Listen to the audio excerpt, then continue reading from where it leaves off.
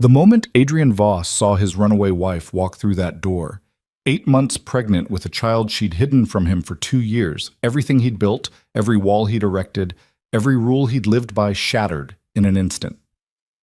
This is a story about secrets that destroy, love that refuses to die, and a second chance that costs everything.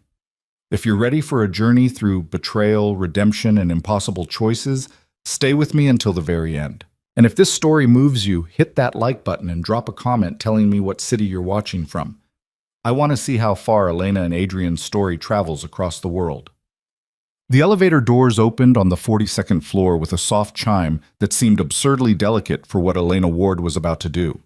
She stepped into the hallway of the luxury high-rise, her worn canvas shoes silent against marble that probably cost more than everything she currently owned. The contrast wasn't lost on her. 2 years ago, she'd walked halls like these without a second thought. Now the opulence felt like a museum exhibit from someone else's life. Her hand instinctively went to the small of her back, trying to ease the constant ache that had become her companion these last few months. 8 months pregnant, and her body was a roadmap of exhaustion. Swollen ankles stuffed into the only shoes that still fit, dark circles under her eyes that no amount of concealer could hide, and a heaviness that went far beyond the physical weight she carried. The baby shifted inside her, a rolling movement that pressed against her ribs. Elena paused, breathing through the discomfort, one hand splayed across her enormous belly. "Just a little longer," she whispered. "We're almost done here. Then we disappear. For good this time." She'd been having these one-sided conversations more frequently lately. It helped somehow to voice her thoughts to the tiny person who depended entirely on her survival instincts. Those instincts had kept them both alive for 2 years. 2 years of looking over her shoulder, of sleeping with one eye open, of building a life out of borrowed names and cash-only transactions. Today would end all of that. Today, she would sign the divorce papers and finally, legally, sever the last tie to Adrian Voss. Suite 4208 stood at the end of the hall, its heavy double doors as imposing as a fortress gate. The lawyer's office. Neutral ground, or as neutral as anything could be when dealing with a man like Adrian. She'd insisted on this location specifically because it was public, professional, and most importantly, not his territory. Marcus Chen, the attorney handling the divorce, had assured her that Adrian wouldn't even be present. He'd signed his portion of the paperwork weeks ago, Marcus had said. All that remained was her signature, and she'd be free. Free. The word tasted like the promise she'd made to herself so many times it had worn smooth with repetition. Elena's hand trembled slightly as she reached for the door handle. "Get it together," she told herself firmly. "You've survived worse than signing a piece of paper. You've survived him." The reception area was exactly what she'd expected. Understated elegance, soft gray walls, abstract art that probably meant something to people who understood such things. A young receptionist looked up from her computer, her professional smile faltering slightly when she took in Elena's appearance. Elena knew what she saw, a visibly pregnant woman in a faded thrift store dress, clearly out of place in these immaculate surroundings. "I'm here to see Marcus Chen," Elena said, lifting her chin slightly. She'd learned not to apologize for existing, for taking up space. Poverty wasn't a crime, no matter how much the world sometimes made it feel like one. "Of course. Your name?" "Elena Ward." The receptionist's fingers flew across her keyboard, then paused. A small crease appeared between her perfectly shaped eyebrows. "I'm sorry, Ms. Ward, but I don't see you on the schedule for today." Elena's stomach dropped. "That's impossible. I confirmed this appointment 3 times. I spoke with Marcus directly yesterday." "Let me check with him." The receptionist picked up her phone, speaking in low tones. When she hung up, confusion had replaced her professional veneer. "I apologize for the mix-up. Mr. Chen says he'll be right out. Please, have a seat." Something was wrong. Elena could feel it in the sudden tension of the receptionist's shoulders, in the way her eyes kept darting back to Elena with poorly concealed curiosity.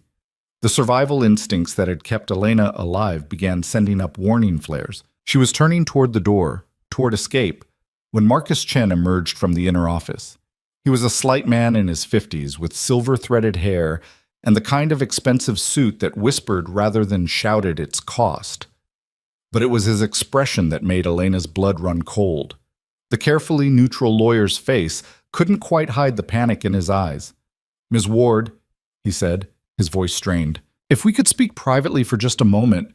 What's going on, Marcus? Elena demanded, her hand protectively cradling her belly. You said this would be simple. Sign and done. That's what you promised. Yes, well, there's been a slight complication. The door to the inner office opened, and Adrian Voss walked out. Time didn't just stop. It shattered. Elena's brain refused to process what her eyes were seeing. This wasn't possible. This wasn't the plan. Adrian wasn't supposed to be here. Marcus had promised, had guaranteed, 2 years. She hadn't seen him in 2 years, and yet he looked exactly as he had in her nightmares, and, if she was honest with herself, in her dreams too. Tall, with shoulders that filled out his black suit jacket in a way that made it clear the expensive tailoring was just window dressing for the lethal strength beneath. Dark hair styled with casual precision, a face that might have been carved from marble by someone who understood that beauty and danger weren't opposites, but twins. But it was his eyes that undid her, gray as a winter storm and just as unforgiving. They'd always seen too much, understood too quickly. She'd fallen in love with those eyes once. She'd also learned to fear them. For one crystalline moment, Adrian's expression was utterly blank, his gaze traveling from her face downward. When his eyes reached her belly, impossible to hide, impossible to miss, something happened to his face that Elena had never seen before in all the time she'd known him. Complete and total shock. The file he'd been holding slipped from his fingers, papers scattering across the expensive carpet like snow. He didn't seem to notice. He couldn't seem to look away from her stomach, from the undeniable evidence of what she'd kept from him. Elena. Her name came out like something broken. What? She couldn't breathe. The room was spinning, closing in. 2 years of running, of hiding, of building walls between who she'd been and who she'd become. And it all collapsed in the space of a heartbeat. I need to leave, she managed, turning toward the door. Don't. The single word cracked like a whip, stopping her mid-step. It wasn't loud. Adrian never needed volume to command a room. But the raw authority in his voice was a physical thing. When she didn't move, he took a step forward, then another. Elena's body locked up, caught between the primal urge to flee and the equally powerful knowledge that running from Adrian Voss had never worked before. Why would it work now? Marcus, Adrian said, his eyes never leaving Elena. Get out! Mr. Voss, I really think I should. Now! The lawyer and receptionist evacuated like the office was on fire. The door clicked shut behind them with terrible finality, and Elena was alone with the man she'd promised herself she'd never face again. Adrian moved closer, each step measured and careful, as if approaching something wild that might bolt. His gaze remained locked on her belly with an intensity that made her skin prickle. When he was close enough that she could see the flecks of darker gray in his irises, he stopped. How far along? His voice had gone quiet, deadly calm. It was the tone he used when making decisions that would ruin lives. Elena lifted her chin, channeling every ounce of courage she'd scraped together over 2 years of survival. That's none of your business. None of my... He laughed, a sound completely devoid of humor. You disappeared without a trace. Changed your name, your appearance, ran to the other side of the country. I searched for you, Elena. I turned over every stone, called in every favor, made deals with people I swore I'd never deal with. For 2 years, you were a ghost. That was the point. And now you show up here, pregnant, to sign divorce papers? His hand moved, reaching toward her belly, and Elena flinched back instinctively. The reaction made him freeze. Something flickered across his face, hurt, quickly buried under cold fury. Are you afraid of me? I was always afraid of you, Adrian. I was just too stupid to realize it until it was almost too late. That's not an answer to my question.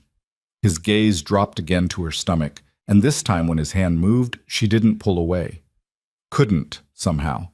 His palm hovered an inch from the curve of her belly, not quite touching, asking permission he'd never asked for anything else in his life. Against every instinct screaming at her to maintain distance, Elena found herself nodding. The moment his hand made contact, the baby kicked, hard. Adrian jerked back as if burned, his eyes going wide. Then, incredibly, he laughed, a genuine sound of wonder that transformed his face into something almost boyish. Was that...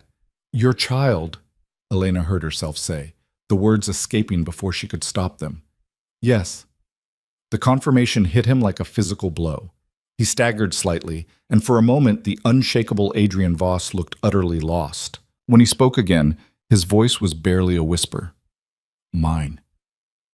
I didn't come here for this conversation. Then what the hell did you come here for? The fury was returning, building like a storm. To erase me from your life completely? To take my child and disappear again? It's not your child.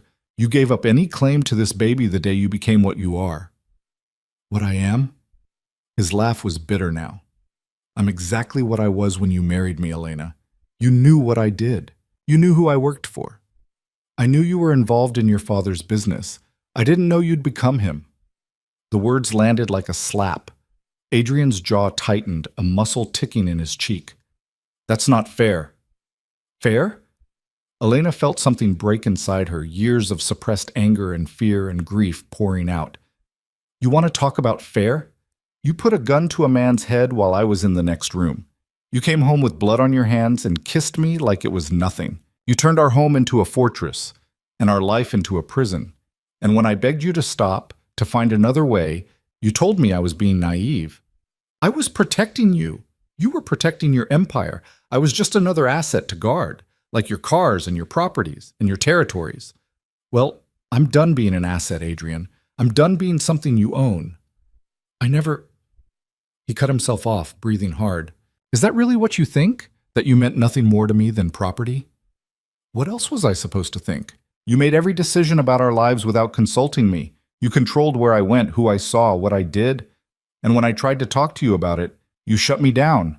Every single time. Because you didn't understand the dangers. Then you should have helped me understand, instead of treating me like a child who couldn't handle the truth. Elena pressed her hand to her back, wincing as a sharp pain lanced through her. The stress was taking its toll, and her body was making it clear. Adrian noticed immediately. Are you all right? I'm fine. You're in pain. I said I'm fine. But even as she said it, another contraction, Braxton Hicks, her doctor had said, nothing to worry about yet, tightened across her belly. She gasped, doubling over slightly. In an instant, Adrian's hands were on her, supporting her weight, guiding her toward a nearby chair. Sit down, now. Don't tell me what to... For once in your stubborn life, Elena, just listen to me. The fear in his voice was unmistakable. Please. The please broke through her defenses. She let him help her into the chair, hating how good it felt to have his hands on her, how right it seemed despite everything that had gone wrong between them. Adrian crouched in front of her, his hands gentle on her knees. How long have you been having contractions? They're just Braxton Hicks, practice contractions. It's normal at this stage. You're sure? I've been to a doctor, Adrian. I'm not an idiot. I never said... He stopped, visibly reining in his temper. When he spoke again, his voice was carefully controlled. What were you planning to do? After signing the papers? Elena met his eyes, seeing her own exhaustion reflected back. Disappear. Find somewhere safe to have this baby. Raise her away from all of this. Her? Something in his expression cracked open. It's a girl? She hadn't meant to tell him that.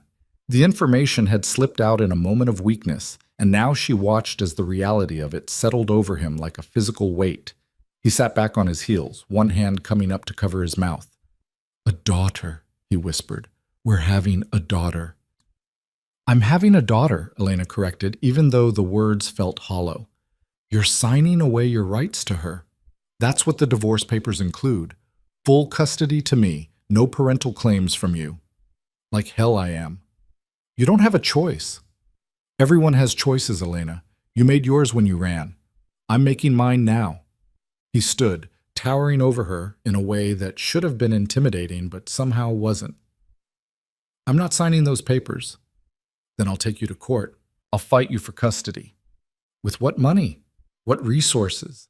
I know you've been barely surviving it, Elena. I know you've been living in a one-room apartment above a laundromat in a neighborhood where gunshots are white noise. I know you've been working 2 jobs just to afford prenatal vitamins. The words hit like physical blows. You've been watching me. I found you 3 months ago. Elena's world tilted. What? 3 months? I've had people keeping an eye on you, making sure you were safe, making sure you had what you needed. The anonymous money orders. Realization crashed over her. Twice in the last 3 months, money orders had appeared in her mailbox with no return address. She'd been terrified they were some kind of trap, had almost not cashed them. But rent had been due, and the baby had needed things, and desperation had won out over caution. You were struggling, Adrian said simply. What was I supposed to do, watch you suffer? You were supposed to let me go. That's what I asked for, Adrian. That's all I wanted, to be free of you. And our daughter, what about what she deserves? Does she deserve to grow up without a father? Does she deserve to live in poverty when I can give her everything? Everything except safety. Everything except a life that doesn't revolve around violence and crime, and I would never let anything happen to her, or to you. You can't promise that. Elena struggled to her feet, needing to be on his level, needing to make him understand. That's the whole point, Adrian. You live in a world where people die, where enemies are always circling, where today's ally is tomorrow's assassin. I can't raise a child in that world. I won't. Then I'll leave it. The words hung in the air between them, so unexpected that Elena was certain she'd misheard. What? You heard me. Adrian's face was set in lines of grim determination. I'll walk away from the business, from all of it. You can't just walk away, my father is dead, Elena, has been for 6 months. The news hit her like a freight train. What? How? Heart attack. Quick, at least. He didn't suffer.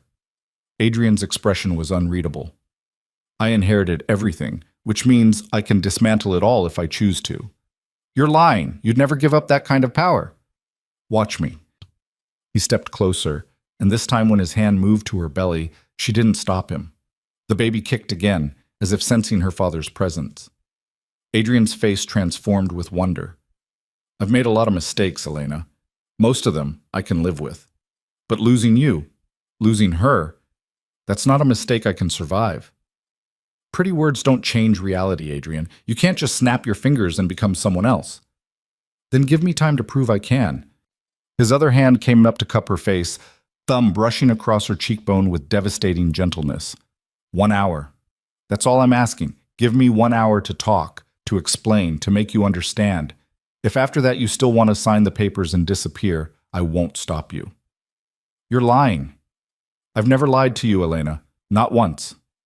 That, infuriatingly, was true. Adrian Voss was many things, dangerous, controlling, ruthless when he needed to be, but he'd never been a liar. Even when the truth was ugly, he'd given it to her straight. 1 hour, she heard herself say. But we set ground rules. You don't touch me unless I say you can. You don't raise your voice, and you don't try to control the conversation. Agreed. And if I want to leave at any point, you let me go. No arguments, no following me, no sending your people after me. A muscle ticked in his jaw, but he nodded. Agreed. Elena looked at this man who'd been her husband, the father of her unborn child, the person she'd loved and feared in equal measure. Every rational part of her brain was screaming that this was a mistake, that she should run while she still could. But another part, the part that had loved him once, that sometimes still ached with missing him in the dark hours of the night, whispered that maybe, just maybe, she owed him this much. 1 hour of honesty. 1 hour to say all the things they'd left unsaid. There's a cafe 2 blocks from here, she said finally. Public, neutral. We can talk there. Relief flooded Adrian's face, so profound it was almost painful to witness. Thank you. Don't thank me yet. You might not like what I have to say. I'll take whatever you're willing to give me, Elena, even if it's just anger. They gathered their things in tense silence, Elena acutely aware of Adrian's presence at her back as they left Marcus Chen's office. The lawyer was waiting in the hallway, looking like he'd aged 10 years in the last 20 minutes. Mr. Voss, should I? The appointment is postponed indefinitely, Adrian said curtly. I'll be in touch. The elevator ride down was excruciating. They stood on opposite sides of the car, neither speaking, the silence heavy with all the words they'd thrown at each other and all the ones still waiting to be said. Elena kept her eyes fixed on the descending floor numbers, hyper-aware of Adrian's gaze on her profile. When they reached the lobby, he moved to take her arm, then caught himself, remembering her rules. You shouldn't be walking far in your condition. I've been walking just fine for 8 months, Adrian. I'll manage 2 blocks. But the truth was, she was exhausted. The confrontation had drained her, and the baby was sitting heavy and low, making every step an effort.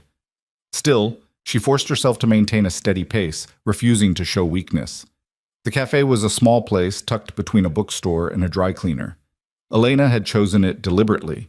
It was the kind of spot where Adrian Voss would stand out like a wolf in a petting zoo. Everything about him, from his $1,000 suit to the way he moved with predatory grace, screamed danger and power. The teenage barista's eyes went wide when they walked in, her gaze ping-ponging between Adrian's imposing presence and Elena's very pregnant belly. Welcome. What can I get you? Decaf tea, Elena said. Whatever herbal blend you have. Water, Adrian added. And whatever pastries you have fresh. All of them.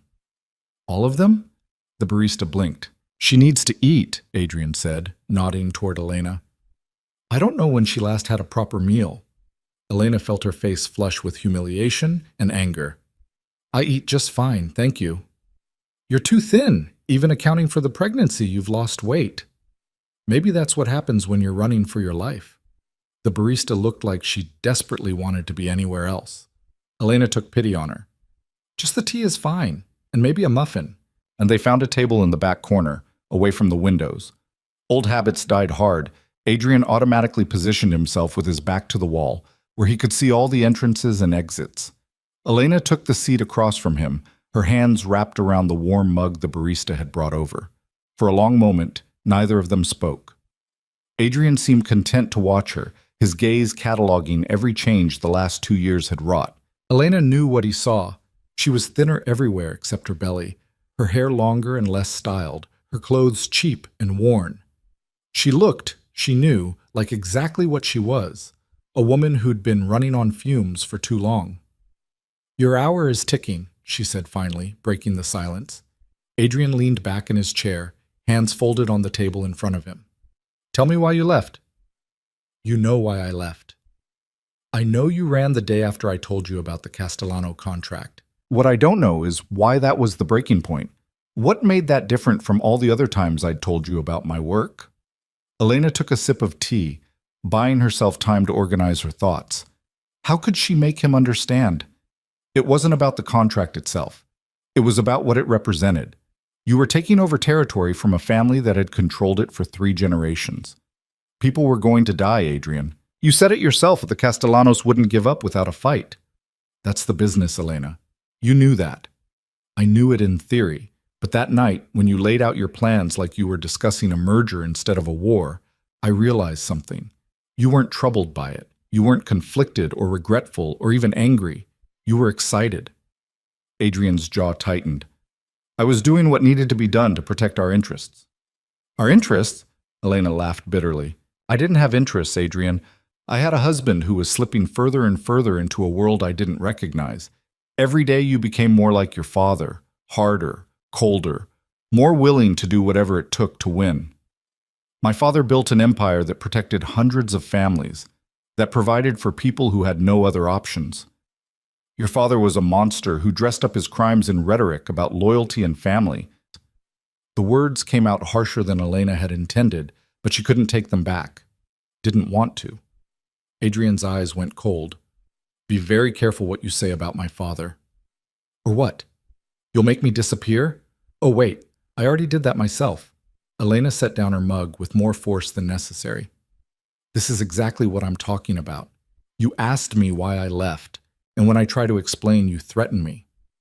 I didn't threaten you. Your tone did. Your body language did. Everything about you is a threat, Adrian, whether you mean it to be or not. That's what you don't understand. That's what you've never understood. Then explain it to me. The coldness receded, replaced by something that looked almost like desperation. Make me understand, Elena, because I swear I'm trying. Elena took a breath, searching for the right words. Do you remember the first time we met? The question seemed to throw him. Of course, the charity gala. You were wearing a blue dress and arguing with the caterer about the champagne selection. Despite everything, Elena felt a ghost of a smile. You thought I worked there. You were so passionate about getting the details right. How was I supposed to know you were one of the event planners? His expression softened with the memory. You told me I had no taste in wine. You ordered the most expensive bottle without even asking what it was. That's not taste, that's showing off. It worked though, didn't it? You agreed to have dinner with me. I agreed to have dinner with you because you offered to donate double your ticket price if I'd give you 1 hour to prove you weren't a complete Philistine. Elena's smile faded. That was the best night of my life, Adrian. You were charming and funny and so different from anyone I'd ever met. You made me feel seen in a way no one else ever had. But I didn't know who you were. Not really. You told me you worked in import/export, which I later learned was technically true, but wildly misleading. You didn't mention that your idea of conflict resolution involved baseball bats and shallow graves. I told you the truth about my family before I proposed. You gave me a sanitized version of the truth. You said your family had connections, and that some of your business ventures existed in gray areas. You didn't tell me you were heir to the largest crime syndicate on the East Coast. Would you have married me if I had? The question hung between them, weighted with impossible choices and roads not taken. Elena thought about it honestly, remembering the woman she'd been at 24, idealistic, romantic, convinced that love could conquer anything. No, she said finally. I wouldn't have. Something flickered in Adrian's eyes, pain, quickly masked. At least you're honest. That's all I have left, Adrian. Honesty. I loved you. God help me, I loved you so much it terrified me. But I couldn't live with what loving you meant. I couldn't watch you become your father and pretend it was okay. I couldn't raise a child in a world where violence is just the cost of doing business. So you ran. So I ran, she confirmed. I emptied our joint account, my half only. I didn't take any of your money, and I disappeared. I changed my name, changed my appearance, moved across the country. I did everything I could to make sure you'd never find me. You missed one thing. What's that? You forgot that I'm very, very good at finding people who don't want to be found. Adrian's smile held no humor. It took me longer than it should have. You were careful, I'll give you that. But 3 months ago, one of my people spotted you at a clinic. It took me all of 5 minutes to decide to let you keep hiding. Why? Elena couldn't keep the suspicion out of her voice. That doesn't sound like you. You want honesty? Here it is. I was angry, furious. I'd spent 2 years tearing myself apart looking for you, and when I finally found you, you were pregnant with my child and clearly had no intention of ever telling me. Part of me wanted to drag you back and make you face what you'd done. And the other part? The other part saw how scared you were, how exhausted, how hard you were fighting just to survive. And I realized that you'd rather live in a one-room apartment and work yourself to the bone than come back to me. He looked away, jaw tight. That's when I knew I'd lost you. Really, truly, lost you. The admission hung in the air between them, raw and painful. Elena felt something shift in her chest, some small crack in the armor she'd built around her heart. The money orders, she said quietly. Why didn't you just tell me they were from you? Would you have accepted them if you'd known? No? Exactly. Adrian turned back to her, his gray eyes intense. I couldn't stand by and watch you struggle, Elena. Call it controlling, call it whatever you want, but I couldn't do it. So I sent what I could in a way you might actually use. It wasn't enough. Nothing could be enough. But it was something. You can't solve everything with money, Adrian. I know that, but it's what I have to offer. He reached across the table, stopping just short of touching her hand. What else can I give you, Elena? Tell me what you need, and it's yours. I need you to understand that this isn't about money or resources or protection. It's about who you are, who you've chosen to be. Then I'll choose differently. The words came out fierce, almost desperate. I meant what I said. I'll walk away from the business, from all of it. You can't just walk away. There are people who depend on you, territories to manage, rivals who will see your absence as weakness and move in to fill the void. Let them. I don't care. You're lying. You do care. It's who you are, Adrian. No. He did touch her hand then, despite her rules, his fingers wrapping around hers with desperate intensity. You're who I am. You and our daughter. Everything else is just noise. Elena wanted to believe him. The yearning in his voice, the vulnerability in his eyes, it all called to the part of her that had never stopped loving him. But she'd learned the hard way that wanting something to be true didn't make it so. Words are easy, Adrian. It's actions that matter. Then let me prove it to you. Give me a chance to show you I can change. How? By abandoning everything overnight? That's not change, that's running away. And we both know you're not the running away type. What do you want from me? The frustration in his voice was palpable. I'm offering you everything I have, and it's still not enough. Because I don't want your empire or your money or your protection. I want the man I fell in love with, the one who took me to art galleries and argued about wine and made me laugh until I couldn't breathe. Where did he go, Adrian? He grew up, Adrian said quietly. He learned that the world doesn't run on good intentions and romantic gestures. He learned that to protect the people he loves, he has to be harder than his enemies, stronger, more ruthless. And in the process, he became exactly what he was fighting against. The accusation hit home. She could see it in the way Adrian flinched. But before he could respond, Elena's phone buzzed in her purse. She almost ignored it, but some instinct made her check. The message was from her landlord. Pipe burst in your unit. Everything ruined. Need you to come sign insurance forms. Elena stared at the screen, feeling the last threads of control slipping through her fingers. Of course this would happen now, today, when she was already at her breaking point. What is it? Adrian asked, reading her expression. Nothing, just... She laughed, a slightly hysterical sound. My apartment flooded. Everything I own is apparently destroyed. She watched the information process across Adrian's face, saw the exact moment he began planning, organizing, solving. You'll stay at one of my properties. I have a place in... No! Elena, be reasonable. You're 8 months pregnant and you just lost your home. I'll figure something out. I always do. Why? The word came out almost anguished. Why do you have to do everything alone? Why can't you let me help you? Because your help comes with strings, Adrian. It always does. What if it didn't? He leaned forward, intensity radiating from him. What if I helped you with no expectations? No strings? No conditions? Just let me make sure you and our daughter are safe. Elena laughed bitterly. There's always conditions with you, even when you don't say them out loud. You're wrong. Am I? Tell me honestly, if I take your help now, will you really just let me walk away when the baby's born? The hesitation before he answered told her everything she needed to know. I didn't think so, she said, standing up. The movement sent a wave of dizziness through her, and she had to grip the table edge for balance. Adrian was on his feet instantly, hands hovering near her elbows without quite touching. Sit down. You're not well. I'm fine. You're pale as a ghost and swaying on your feet. Sit. Down. Maybe it was the exhaustion, or the shock of seeing him again, or the news about her apartment. Maybe it was all of it combined. But suddenly, Elena's legs wouldn't hold her anymore. She sank back into the chair, breathing hard. I'm calling a doctor, Adrian said, already reaching for his phone. I just need a minute. It's been a long day. It's been a catastrophic day, and you're in no condition to handle this alone. He was already dialing, his voice taking on the crisp, commanding tone that meant he was issuing orders. I need Dr. Morrison at the Lexington property. Immediately. I have my own doctor. Who you can't see because you don't have a home to go back to.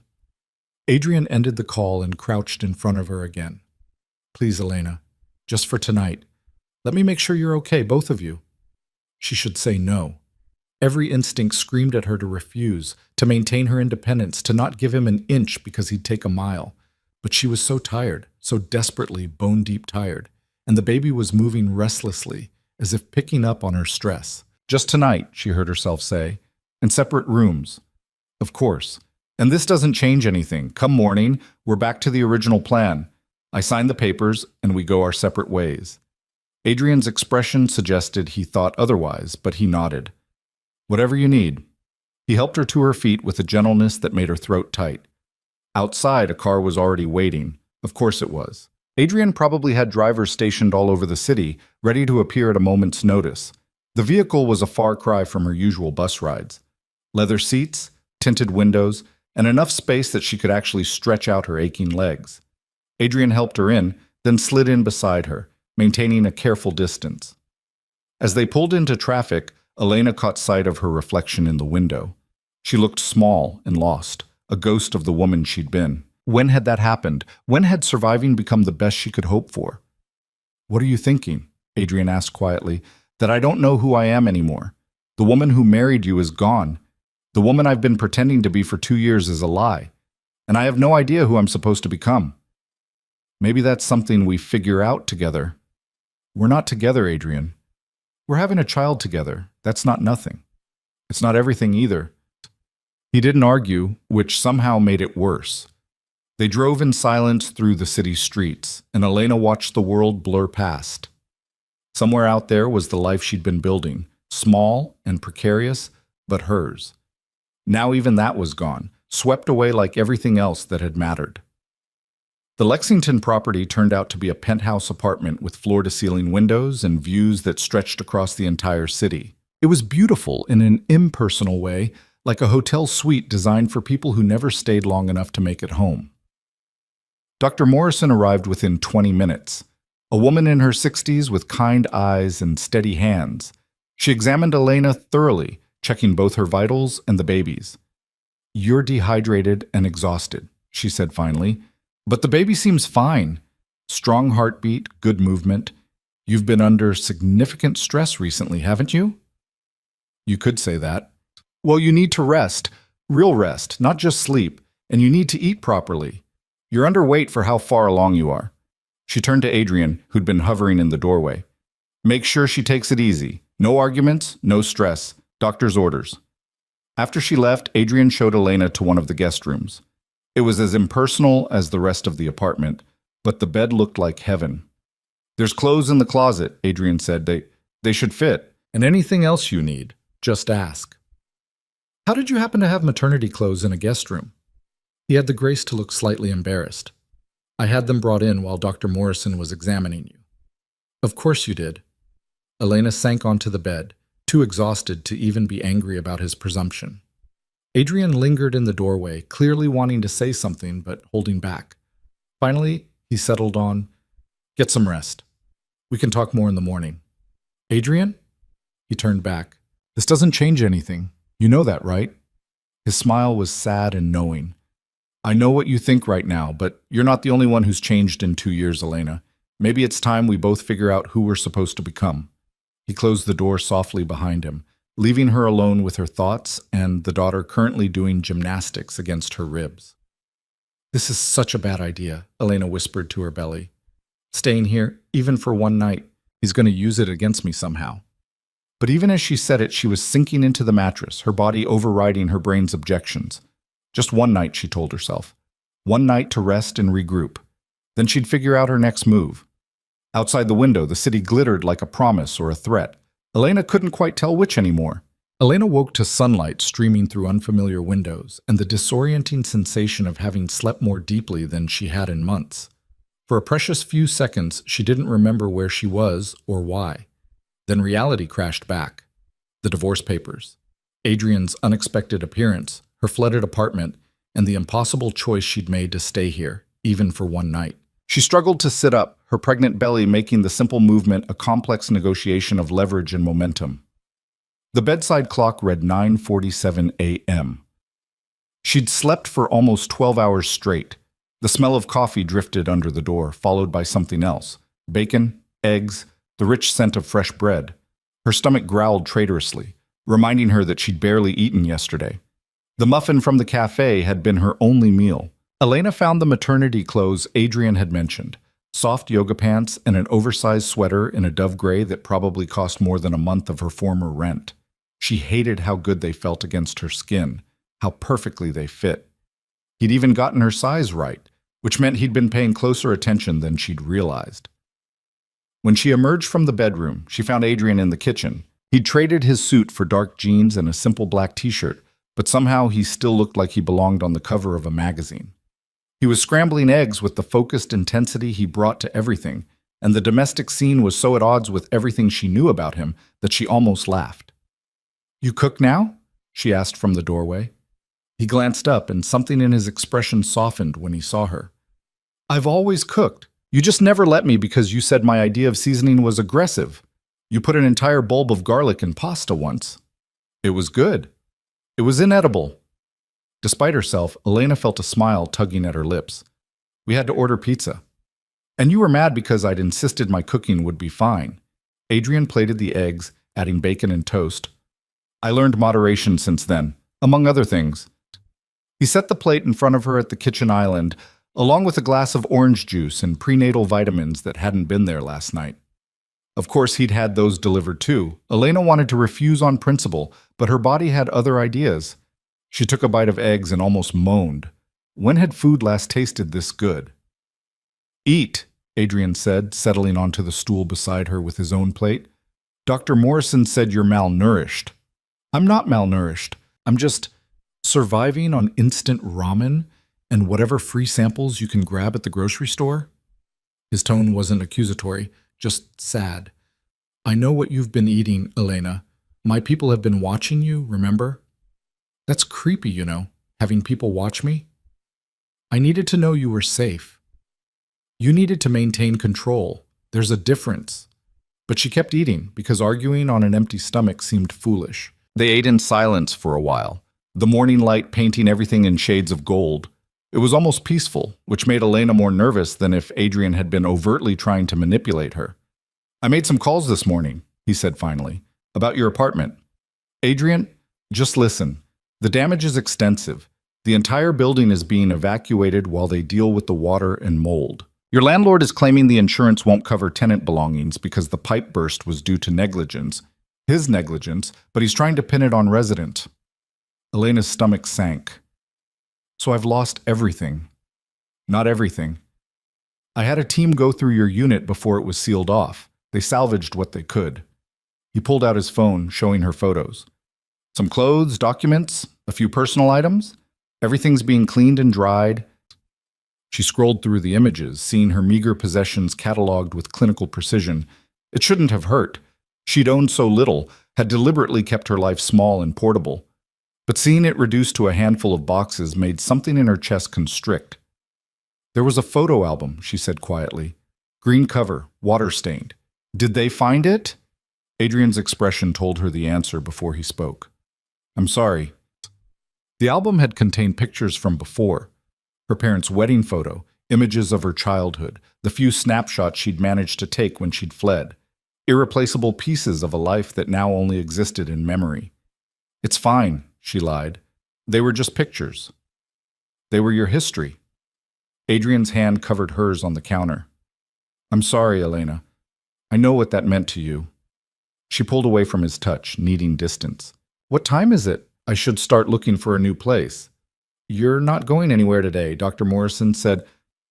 "Dr. Morrison isn't in charge of my life. Neither are you." Elena stood, ignoring the way her back protested. "I appreciate the meal and the bed for the night, but this doesn't change our arrangement. I need to find somewhere to stay, and you need to sign those divorce papers." "Sit down, Elena." "Don't tell me what to pick in, please." The words stopped her mid-sentence. "Please just sit down and hear me out. 5 minutes, that's all I'm asking." Against her better judgment, she sat. 5 minutes. Adrian took a breath, and she could see him choosing his words carefully. "I spent all night thinking about what you said, about who I've become, about what I've lost along the way. And you're right. I did become my father, maybe not in every way, but in the ways that matter. I let the business consume me because it was easier than dealing with the truth." "What truth?" "That I was terrified." The admission seemed to cost him. "My father ruled through fear and strength. He never showed weakness, never admitted doubt. And when he died and all of it fell to me, I thought the only way to survive was to be exactly like him. Harder, more ruthless. Because the moment anyone saw vulnerability, they'd tear me apart." Elena studied his face, looking for the lie, the manipulation, but all she saw was raw honesty. "So you pushed everyone away." "I pushed you away," he corrected. The one person who actually gave a damn about who I was underneath all the armor, and by the time I realized what I was doing, you were already planning your escape. You knew? Not consciously, but looking back, all the signs were there. You stopped arguing with me about business decisions, stopped asking me to come to bed when I worked late, stopped looking at me like I was someone worth saving. His voice dropped to barely above a whisper. You stopped seeing me, Elena, and that's when I knew I'd already lost you. She wanted to deny it, but couldn't. He was right. Somewhere in those final months, she'd given up trying to reach the man she'd married and started planning her exit strategy. I couldn't keep fighting a battle I was never going to win, she said. You wanted the Empire more than you wanted me. No, I wanted to be worthy of you, and the only way I knew how was to build something so powerful that nothing could ever threaten you. I thought if I controlled enough territory, had enough influence, I could keep you safe from all the people who'd want to hurt me through you. So you became the thing I needed protection from. Adrian flinched but didn't argue. Yes, and now you expect me to believe you've changed overnight? That seeing me pregnant suddenly made you realize the error of your ways? No. I expect you to give me the chance to prove I can change. Not overnight, not in some dramatic gesture, but slowly, deliberately, by making different choices every single day. Words, Adrian, they're just words until you back them up with action. Then let me show you. He pulled out his phone again, pulling up a document. This is a letter of resignation from the family business. I'm transferring my interests to a management committee made up of people I trust. The territories, the operations, all of it. I'm walking away. Elena stared at the screen, barely processing what she was reading. This is insane. You can't just abandon everything your father built. Watch me. I'm having it notarized this afternoon. Adrian, think about this. The people who work for you, who depend on you, what happens to them? They'll be taken care of. The committee will maintain operations, and I've established a trust to ensure everyone on the payroll continues to be paid. No one loses their job or their livelihood. And your enemies? The families who've been waiting for any sign of weakness? Let them come. I don't care anymore. He set the phone down, his gray eyes boring into hers. Don't you understand, Elena?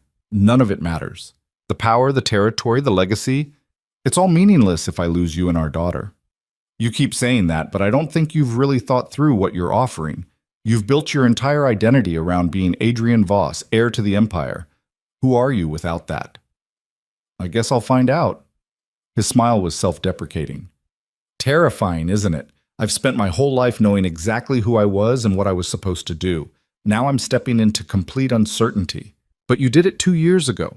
You left everything you knew and built a new life from nothing. If you could do that, maybe I can too. The parallel hit harder than Elena expected. She had reinvented herself, had learned to survive without the safety net of money and power.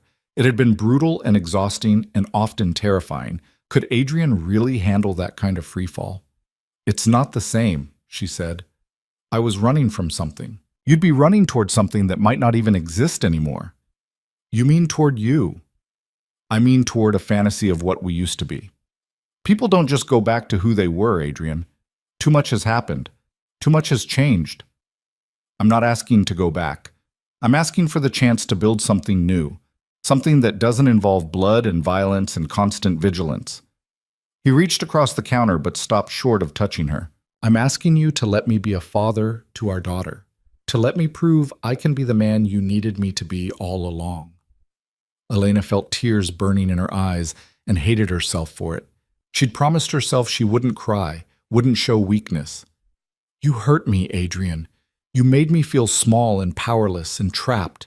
Do you have any idea what it was like living in that house? Every decision monitored, every move tracked. I couldn't even go to the grocery store without bodyguards following me. I was protecting you. You were controlling me. The words burst out with more force than she'd intended. There's a difference between protection and possession, and you never learned where that line was. You treated me like something precious that needed to be locked away in a vault, not like a partner with thoughts and needs of her own. You're right. The admission seemed to deflate him. I was controlling. I justified it by telling myself it was for your safety, but the truth is, I was terrified of losing you. So I held on tighter and tighter until you couldn't breathe. And now you expect me to believe you'll just let go? That you won't fall back into those same patterns the moment things get difficult? I expect you to be skeptical. I expect you to test me and push back and call me out when I slip into old habits. Because I will slip up, Elena. I'm not going to transform into some perfect man overnight, but I'll keep trying. Every single day, I'll try to be better than I was the day before. The baby kicked hard, as if offering her own opinion on the conversation. Elena pressed a hand to her belly, feeling the flutter of movement. In a few weeks, maybe less, this tiny person would be born into whatever mess Elena and Adrian created. That thought terrified her more than anything else. I need time, she said finally. I can't make any promises or commitments right now. My brain is too scrambled, too tired. Take all the time you need. Just don't disappear again. Please. Where would I even go? My apartment is flooded. I have no job, no savings. Stay here. Absolutely not. Then let me set you up somewhere else. A place of your own, no strings attached. I'll pay the rent and expenses, and you'll have complete freedom to come and go as you please. That's still strings, Adrian. That's still you controlling the situation. Then tell me what would work for you, because letting you sleep on the street or in some shelter isn't an option I'm willing to consider. Elena wanted to argue that it wasn't his choice, that she'd survived worse than temporary homelessness. But the truth was, she was 8 months pregnant and exhausted and running out of options. Pride was a luxury she couldn't afford right now. Temporary, she said firmly. Whatever arrangement we make, it's temporary until I figure out my next move. Agreed. And I want it in writing. A lease or contract or whatever, proving I have legal rights to the space. I won't be dependent on your goodwill for a roof over my head. Done. I'll have my lawyer draw up papers this afternoon. Not your personal lawyer, someone independent. Adrian's jaw tightened. Clearly he didn't like the implication that he might manipulate the situation, but he nodded. I'll provide a list of 3 firms for you to choose from. You pick which one handles the paperwork. Okay? Elena took a breath, feeling like she was stepping off a cliff. Okay. But this doesn't mean we're together. This doesn't mean I forgive you. This just means I'm accepting your help because I don't have better options right now. I understand. And you signed the divorce papers. Today. That's non-negotiable. The words hung in the air between them, and Elena watched Adrian wrestle with his response. Finally, he spoke, each word carefully measured. I'll sign papers agreeing to separation and establishing custody arrangements for our daughter, but I won't sign away my parental rights. I won't agree to being erased from her life. That's not... It's the best I can offer, Elena. I'll give you space, I'll give you independence, I'll give you everything you need to build the life you want. But I won't sign a document that says I'm not her father. I can't do that. Part of her wanted to fight, to demand all or nothing. But she could see in his eyes that this was his line in the sand, the one thing he wouldn't compromise on. And if she was being honest with herself, did she really want her daughter to grow up without a father? Or did she just want to punish Adrian for his mistakes? Joint custody, she said slowly, working through the implications.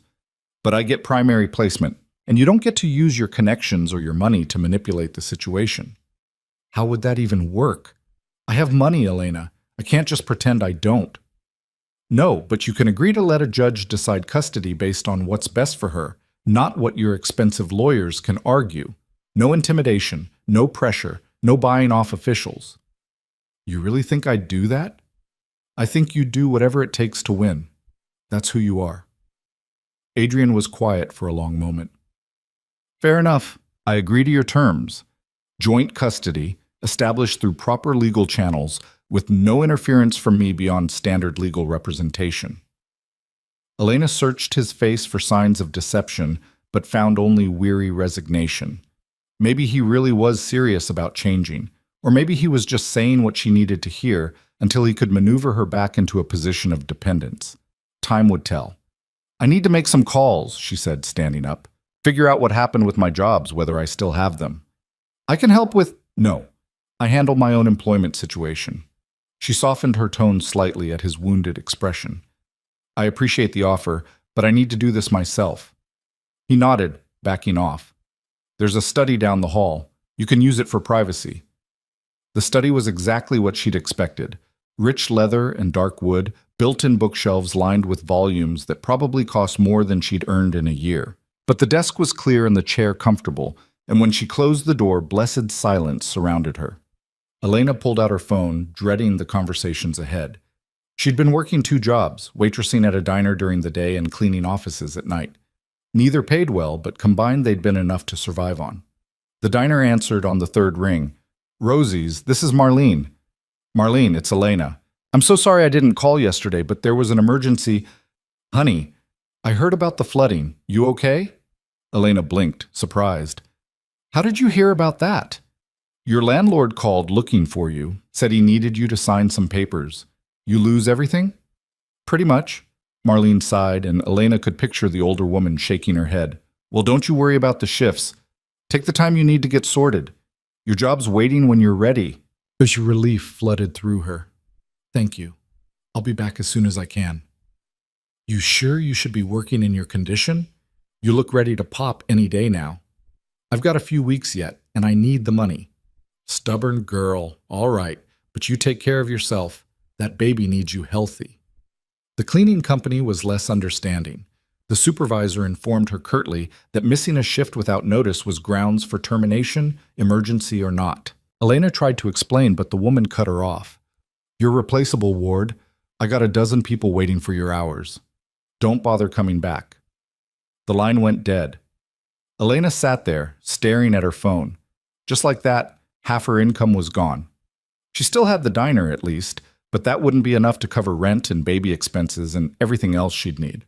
A knock at the door pulled her from her spiraling thoughts. Adrian stepped in, reading her expression with uncomfortable accuracy.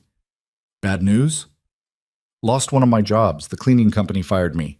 She hated how defeated she sounded. "You don't need to work, Elena. I can sit." "Don't. Please don't finish that sentence." She pressed her fingers to her temples, fighting off a headache. "I know you want to solve everything with money, but that's not how this works. I need to be able to support myself and the baby."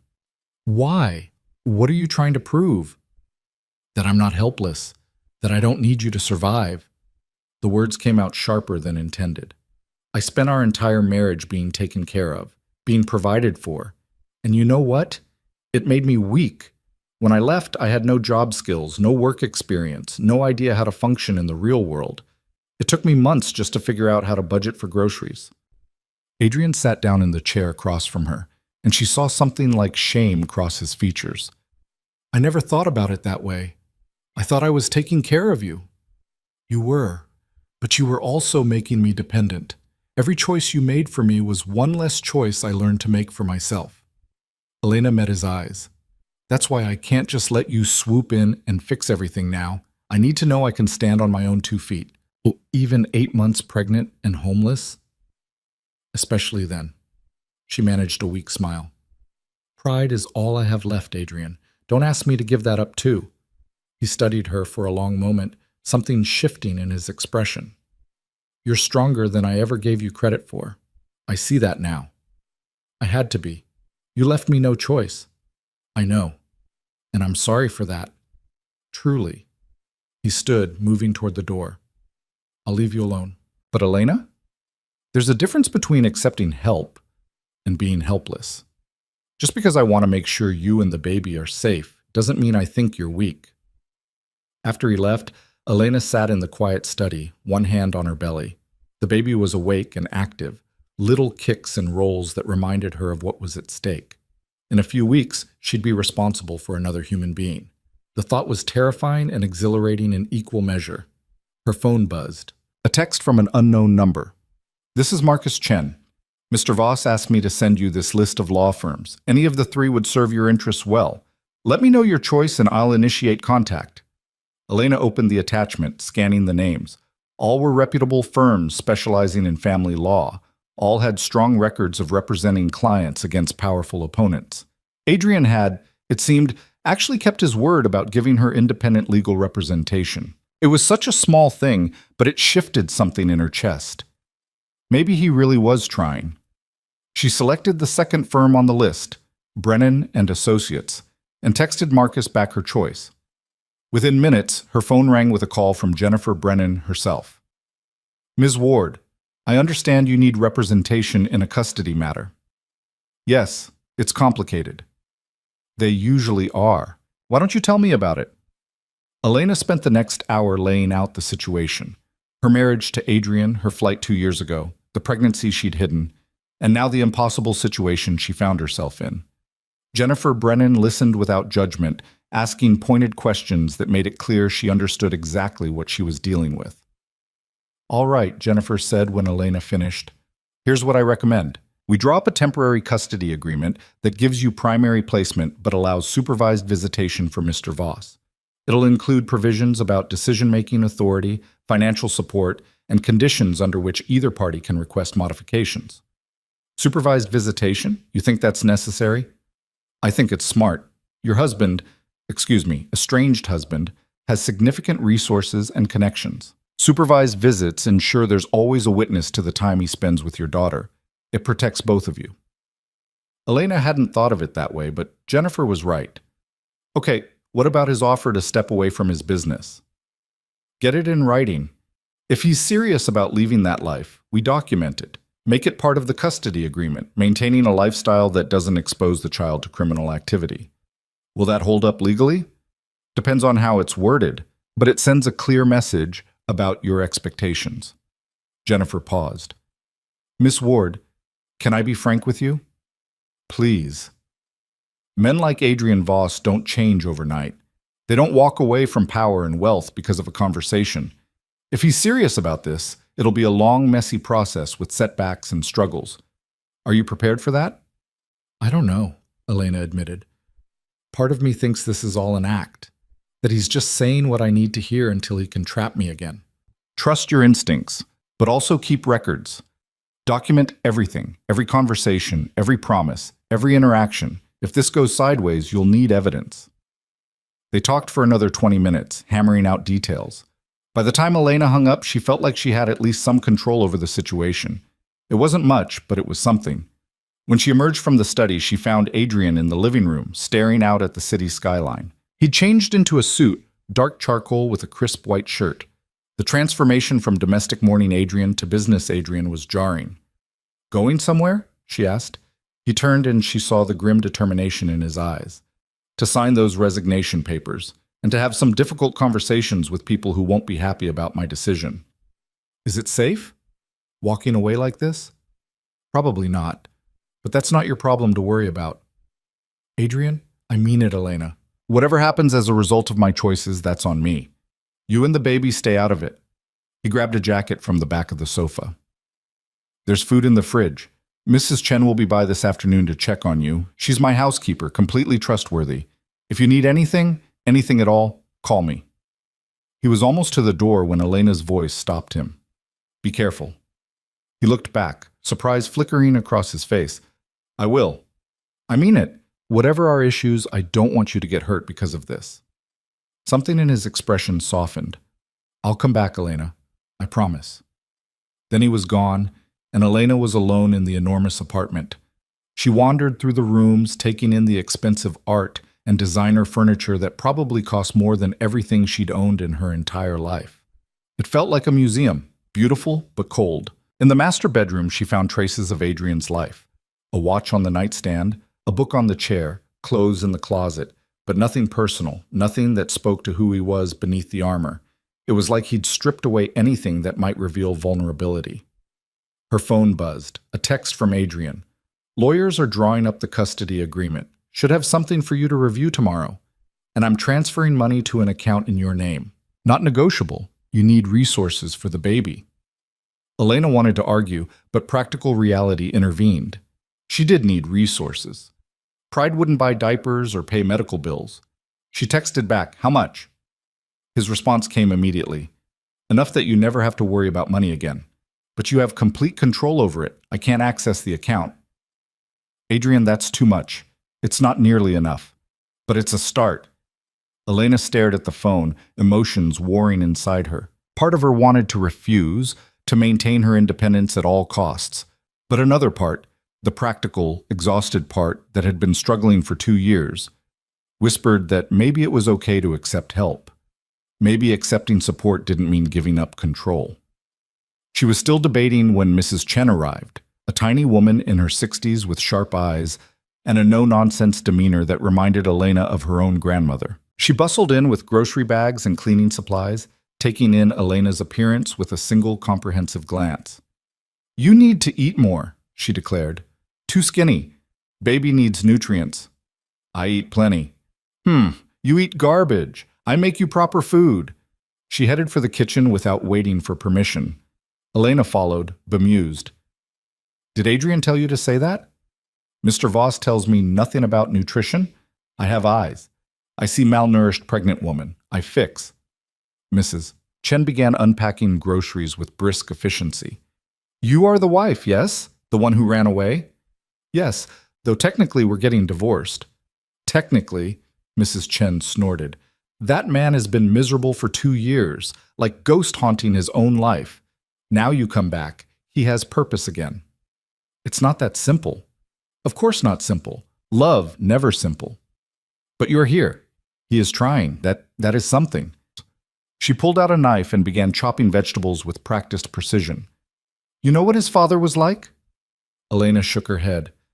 "Terrible man. Cold, cruel. Beat Adrian when he was small, said it would make him strong. Mr. Voss learned early that showing feeling meant getting hurt." Mrs. Chen's knife flashed through a carrot. "When he met you, first time I saw him smile. Really smile, not the fake one for business. You made him human again. Then I left." "Well, then you ran from something that scared you. Smart woman runs from danger." Mrs. Chen looked up, her dark eyes knowing. "Question is, are you running towards something better or just running?" The words hit harder than they should have. Elena sank into a chair watching Mrs. Chen cook. "I don't know anymore. I thought I was building a new life, but maybe I was just hiding." Building and hiding sometimes look the same. Difference is what you do next. She slid chopped vegetables into a pan with a sizzle. "Mr. Voss is trying to change. Hard for a man like him. You going to meet him halfway?" "I don't know if I can trust him." "Trust is earned, but cannot earn what you will not risk giving." Mrs. Chen stirred the vegetables, releasing aromatic steam. "You have baby coming soon. She needs father. Question is, will you let him be one?" Elena pressed a hand to her belly, feeling the baby shift. What if he goes back to being who he was? What if this is all temporary? What if sun does not rise tomorrow? What if rain falls up instead of down? Mrs. Chen shook her head. Cannot live life on what ifs. Can only make best choice with information you have now. When did you become so wise? 68 years of living. Pay attention to life. Life teaches you things. She plated the stir-fried vegetables along with rice and chicken. Eat. Baby needs strength. Elena ate, and it was delicious. Simple, but perfectly seasoned, the kind of home cooking she'd been craving without realizing it. Mrs. Chen watched her with satisfaction, occasionally adding more food to her plate despite Elena's protests. "Mr. Voss said you lost your apartment," Mrs. Chen said. "Where are you planning to go?" "I don't know yet. He offered to set me up somewhere, but I'm not sure about accepting." Pride is expensive luxury when you are about to have baby. It's not about pride. Yes, it is. Pride and fear, all mixed up together. Mrs. Chen began cleaning up the kitchen. You're afraid if you accept help, you give him power over you again. But power only comes from what you give away. If you set boundaries, maintain independence, help is just help. Elena wanted to argue, but couldn't. Mrs. Chen was right. She was letting fear drive her decisions. Fear of being controlled, of losing herself, of making the same mistakes again. "I need to think about it," she said finally. "Thinking is good. But don't think so long you end up with nowhere to go when baby comes." Mrs. Chen dried her hands. "I will be back tomorrow. You need anything, you call. Number is on the refrigerator." After she left, Elena felt the exhaustion creeping back. She made her way to the guest room and lay down, intending just to rest her eyes for a moment. She woke hours later to darkness and the sound of the front door opening, footsteps in the hallway, then a pause outside her door. She held her breath, listening. "Elena?" Adrian's voice quiet. "You awake?" "Yes." The door opened and he was silhouetted against the hallway light. Even in shadow, she could see the tension in his shoulders. "How did it go?" she asked. "About as well as expected. Lot of angry people. Few threats. One attempt at bribery. He leaned against the door frame. But the papers are signed. As of this afternoon, I'm officially out of the family business. Just like that? Just like that. He sounded exhausted. The committee takes over tomorrow. I'll maintain a silent financial interest, but no operational control. Do you regret it? He was quiet for a long moment. Ask me again in a year. Right now, I'm too numb to feel much of anything except relief. Elena sat up, studying his face in the dim light. Are you okay? I don't know. It feels like I just cut off a limb. Something that was part of me for so long I forgot it was supposed to be separate. He ran a hand through his hair. But I know it was necessary. For you, for our daughter. Don't do this just for us. That's too much pressure. Then I'm doing it for me. Because the man I was becoming scared even me. And if I kept going down that path, I'd lose everything that actually matters. He pushed off the door frame, and for a moment Elena thought he was going to leave. Instead, he moved closer, crouching beside the bed so they were at eye level. I spoke with Jennifer Brennan, he said. She's tough. Good choice. She seems competent. She's one of the best family lawyers in the state. She'll protect your interests. His hand moved like he wanted to touch her, then fell back. I told her I'll agree to whatever custody arrangement you want. Supervised visits, restricted access, whatever makes you feel safe. Adrian, I mean it, Elena. I'm not going to fight you on this. If you need me to prove I can be trusted around our daughter, I'll prove it, however long it takes. The sincerity in his voice undid something in her chest. I spoke with Mrs. Chen today. She told me about your father. His expression shuddered. What about him? That he hurt you, that he taught you love meant weakness. Mrs. Chen talks too much. Maybe. But it explains some things. Why you controlled everything. Why you couldn't show vulnerability. You learned early that emotions were dangerous. Armchair psychology doesn't change what I did to you. No. But understanding why you did it makes it easier to believe you can change. Elena took a breath, making a decision that terrified her. I want to try. To see if we can co-parent without destroying each other. Hope flared in his eyes. Yeah? Yeah. But we take it slow. No rushing into anything. And if at any point I feel like you're slipping back into old patterns, I walk. No questions, no arguments. Deal. He held out his hand like they were sealing a business arrangement. Elena took it, feeling the calluses on his palm, the strength in his grip. For a moment, they just stayed like that, connected by this fragile promise. Then the baby kicked, hard enough that Adrian felt it through their joined hands. His eyes went wide. She's strong, he whispered. Takes after her father. Elena meant it as a joke, but the words came out soft, almost tender. Adrian's thumb traced circles on the back of her hand. Would it be okay if I... Go ahead. He placed his free hand on her belly, palms spreading wide across the curve. The baby kicked again, as if showing off. Adrian laughed, the sound full of wonder and something that might have been tears. Hi, little one, he murmured. I'm your dad, and I promise I'm going to figure out how to be good at this. Elena felt her own eyes burn. This was dangerous territory, letting him in like this. But watching him connect with their daughter, seeing the pure joy on his face, she couldn't bring herself to pull away. They stayed like that until Elena's eyes grew heavy and sleep pulled her under. The last thing she remembered was Adrian's voice, soft in the darkness, promising their daughter the world. The next 2 weeks fell into an unexpected rhythm that felt both foreign and oddly comfortable. Elena remained in the guest room at Adrian's penthouse, while Jennifer Brennan worked on the custody agreement, and Adrian searched for an apartment that met Elena's exacting specifications, close to her doctor, near public transportation, in a neighborhood with good schools for the future. He sent her listings daily, and she rejected them almost as quickly, finding fault with each one. Too expensive, too isolated, too close to his properties. She knew she was stalling, but couldn't quite bring herself to admit why. The truth was, being around Adrian was easier than she'd expected. He kept his distance, respected her boundaries, and somehow anticipated her needs without being overbearing. When her back ached, heating pads appeared. When she craved specific foods at odd hours, they materialized in the kitchen. He never made a production of it, never asked for credit or acknowledgement. Things simply appeared as if by magic. Mrs. Chen visited daily, cooking elaborate meals and offering unsolicited commentary on everything from Elena's posture to Adrian's choice of ties. She'd become an unexpected ally, a buffer between Elena and Adrian that made the enforced proximity bearable. On a Thursday afternoon, Elena was folding the tiny clothes she'd managed to salvage from her apartment when Adrian appeared in the doorway of the guest room. He looked hesitant, almost nervous, an expression so at odds with his usual confidence that it made her pause. "What's wrong?" she asked. "Nothing's wrong. I have something to show you. If you're up for a short drive." Elena's suspicion flared immediately. "Where?" "It's a surprise. A good one, I promise." "I don't like surprises." "I know, but I think you'll like this one." He held out his hand. "Trust me, just this once." Shouldn't. Every instinct screamed at her to say no, to maintain her walls. But there was something in his eyes, vulnerability mixed with hope, that made her take his hand.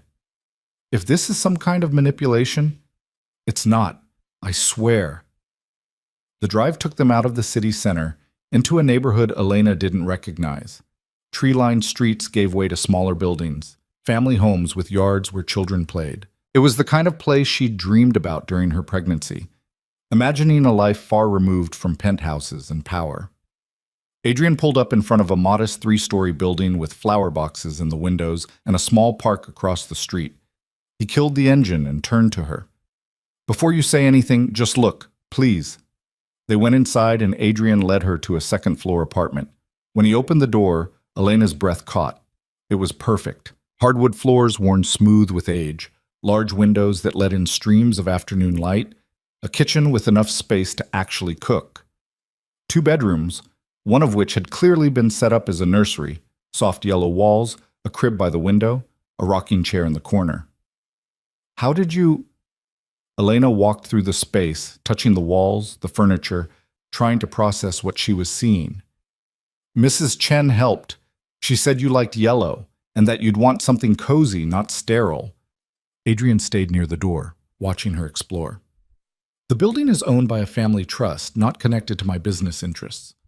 The rent is subsidized housing, legal and legitimate. You'd qualify based on your income from the diner."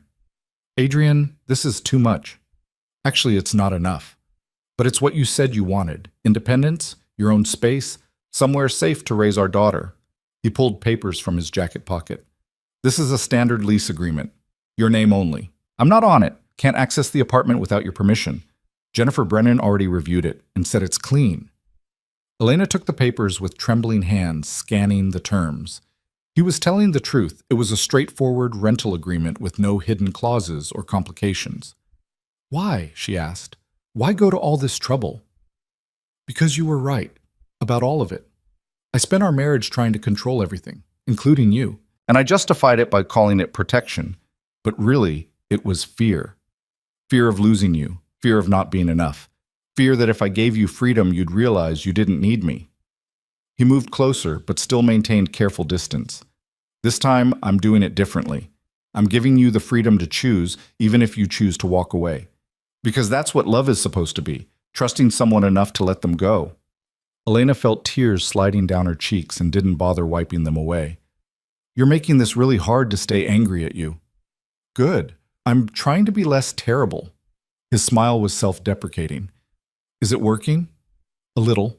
She walked to the window, looking down at the park where a father pushed his daughter on a swing. "What happens after the baby comes? Do you just disappear from our lives?" "That's up to you. I'll take whatever you're willing to give me. Supervised visits once a week, phone calls, updates about how she's doing. Or more, if you decide you can trust me with more." "And if I never trust you again?" The question hung heavy in the air. Adrian was quiet for a long moment before answering. "Then I'll spend the rest of my life proving I'm worthy of it, even if I never get there. Because you two are worth it. You're worth everything." Elena turned back to face him, studying the man who'd been her husband, her jailer, and now something she couldn't quite define. He looked different than he had 2 weeks ago, less polished, more raw, like he'd shed some protective layer and couldn't quite figure out how to function without it. "I want to try," she heard herself say. "Not us getting back together. I'm not ready for that. Might never be ready for that. but co-parenting. Being in each other's lives for her sake. Hope blazed across Adrian's face. Yeah? Yeah, but we do it right this time. Honest communication, clear boundaries, mutual respect. And the first time you try to control or manipulate me, I'm done. No second chances. Understood. He held out his hand again. Partners? For our daughter? Elena took his hand, sealing the agreement. Partners. They spent the next hour discussing logistics. When she'd move in, what furniture she'd need, how they'd handle doctor's appointments and birthing classes. It felt surreal, planning a future together while maintaining careful emotional distance. As they were leaving, Elena paused in the nursery doorway. Did you pick out the crib? Mrs. Chen did. She said it was the safest model, highest ratings for stability. Adrian followed her gaze. But I bought the mobile, the one with the stars. Elena looked up at the gentle constellation of stars and moons hanging above the crib, slowly rotating in the breeze from the window. She's going to love it. I hope so. I hope... He stopped, seeming to struggle with words. I hope I can be what she needs, what you both need.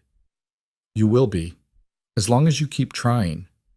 The drive back was quiet, but it was a comfortable silence rather than the tense standoffs of previous days. Elena found herself sneaking glances at Adrian, noticing small details, the slight relaxation in his shoulders, the way his grip on the steering wheel had loosened, the absence of the constant vigilance that had defined him before.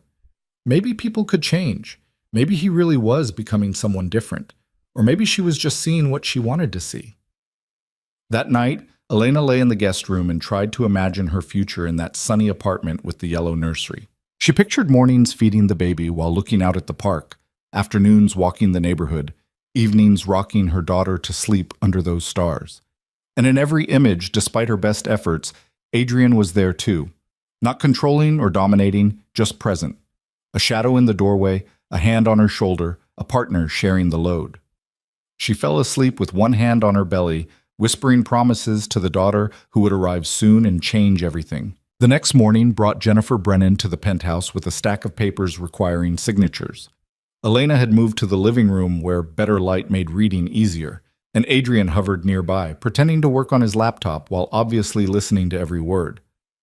This is the custody agreement, Jennifer said, spreading documents across the coffee table. Joint legal custody, with you having primary physical placement. Adrian gets supervised visitation initially, 4 hours per week, supervised by a mutually agreed upon third party. After 6 months, we can reassess and potentially move to unsupervised visits if both parties agree. Elena scanned the pages, looking for traps. And the financial arrangements? Child support calculated using standard state guidelines, plus medical expenses and a college fund. Nothing excessive, nothing that could be construed as buying access. Jennifer glanced at Adrian. Mr. Voss agreed to keep it reasonable. Reasonable for me isn't reasonable for most people, Adrian said quietly. But I understand why the limits are necessary. What about decision-making? Elena asked. Medical choices, education, religion? Joint decision-making for major issues. Day-to-day decisions are yours since she'll be with you primarily. And there's a clause prohibiting exposure to criminal activity or dangerous situations. Elena looked up at Adrian. Did you really agree to all this? Every word. Jennifer made sure I understood that any violation could result in losing all custody rights. His expression was serious. I won't risk that, Elena. I won't risk losing her. After Jennifer left, Elena and Adrian sat in the living room, the signed custody agreement between them like a bridge neither quite knew how to cross. So we're really doing this, Elena said. Looks like it. You'll be a father in a few weeks. Terrifying, isn't it? Adrian's smile was shaky. I have no idea what I'm doing. Neither do I. I've read all the books, taken the classes, and I still feel completely unprepared. At least you have maternal instinct or whatever. Elena laughed. I don't think that's real. I think we're all just making it up as we go along and pretending we know what we're doing. That's not reassuring. It's not supposed to be. Parenting's terrifying. She shifted position, trying to ease the constant pressure on her lower back. But I guess we figure it out together. Adrian noticed her discomfort immediately. Your back again? It's always my back now. She's sitting right on my spine. There's a prenatal massage therapist I know. She could... Adrian. Right, sorry, trying to fix things. He rubbed the back of his neck. Old habits. You can suggest things, just don't decide for me. Elena hesitated, then added, but actually, a massage sounds amazing. Do you have her number? The surprise on his face was almost comical. Really? Really, my back is killing me, and pride doesn't make good company when you're in pain. He pulled out his phone, already texting. She'll be here in an hour. Of course she will. But Elena said it with amusement rather than annoyance. The massage helped, and afterward Elena felt more relaxed than she had in weeks. She was dozing on the couch when her phone rang, an unknown number with a local area code. Hello? Elena Ward? The voice was male, unfamiliar, with an edge that made her instantly wary. Who is this? Someone who knows you've been staying with Adrian Voss. Someone who thinks that's very interesting information. Elena's blood ran cold.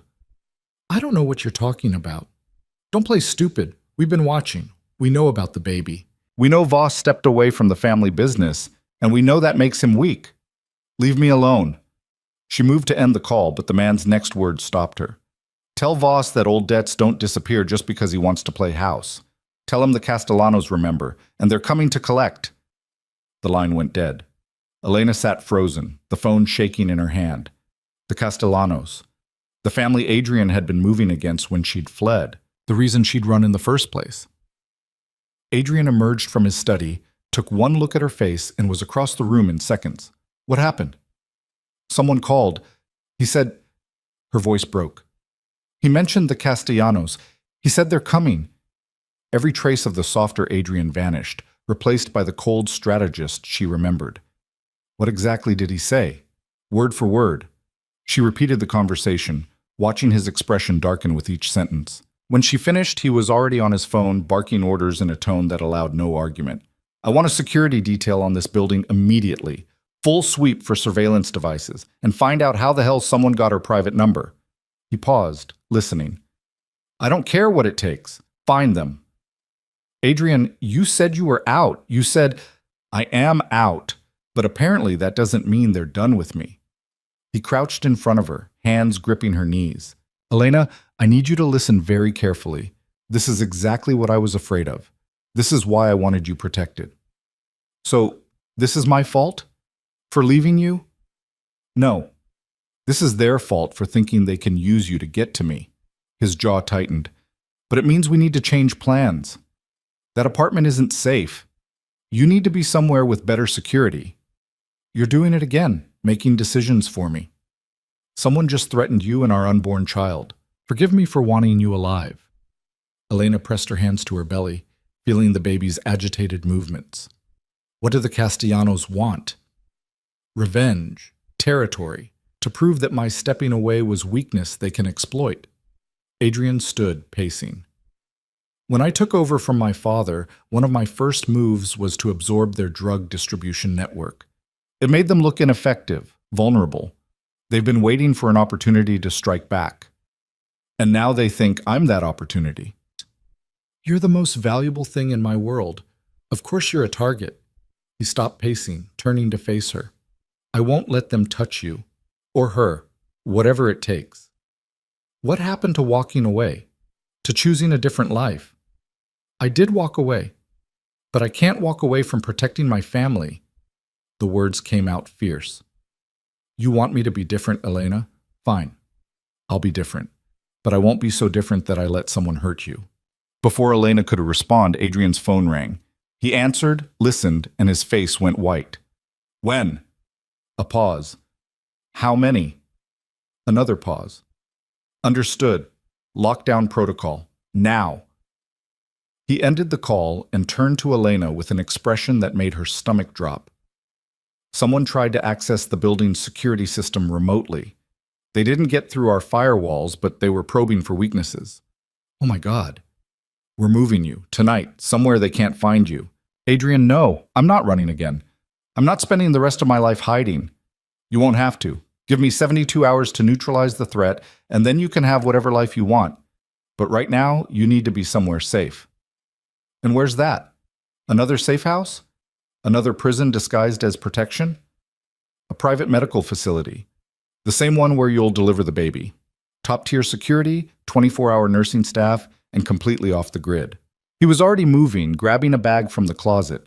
Pack what you need for a few days. We leave in 10 minutes.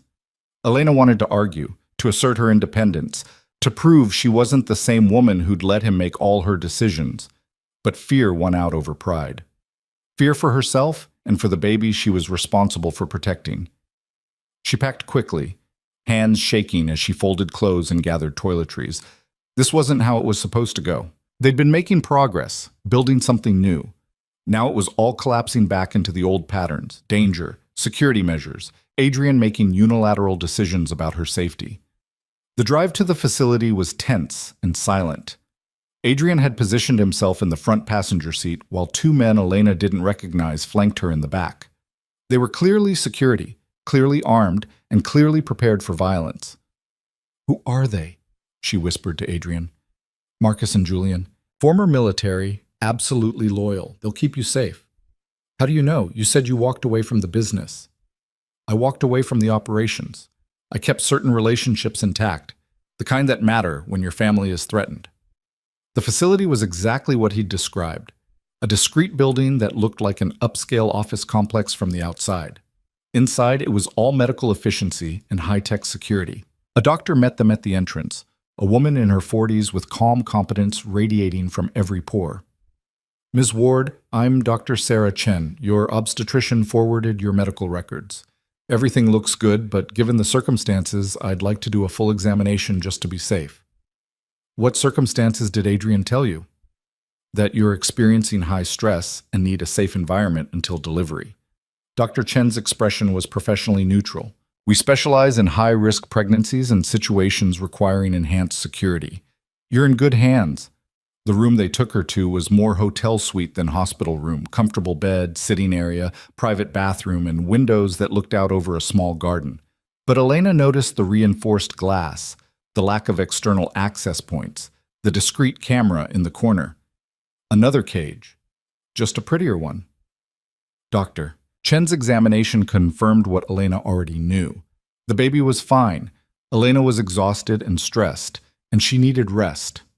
After the doctor left, Adrian lingered in the doorway, clearly wanting to stay but respecting the boundary. "I'm sorry," he said finally. "I know this isn't what we agreed to. I know I'm making choices for you again." "You are." Elena sat on the edge of the bed, feeling the weight of everything crushing down on her. "And I hate it. I hate that we're right back where we started. We're not. Before I kept you in the dark and made decisions because I thought I knew best.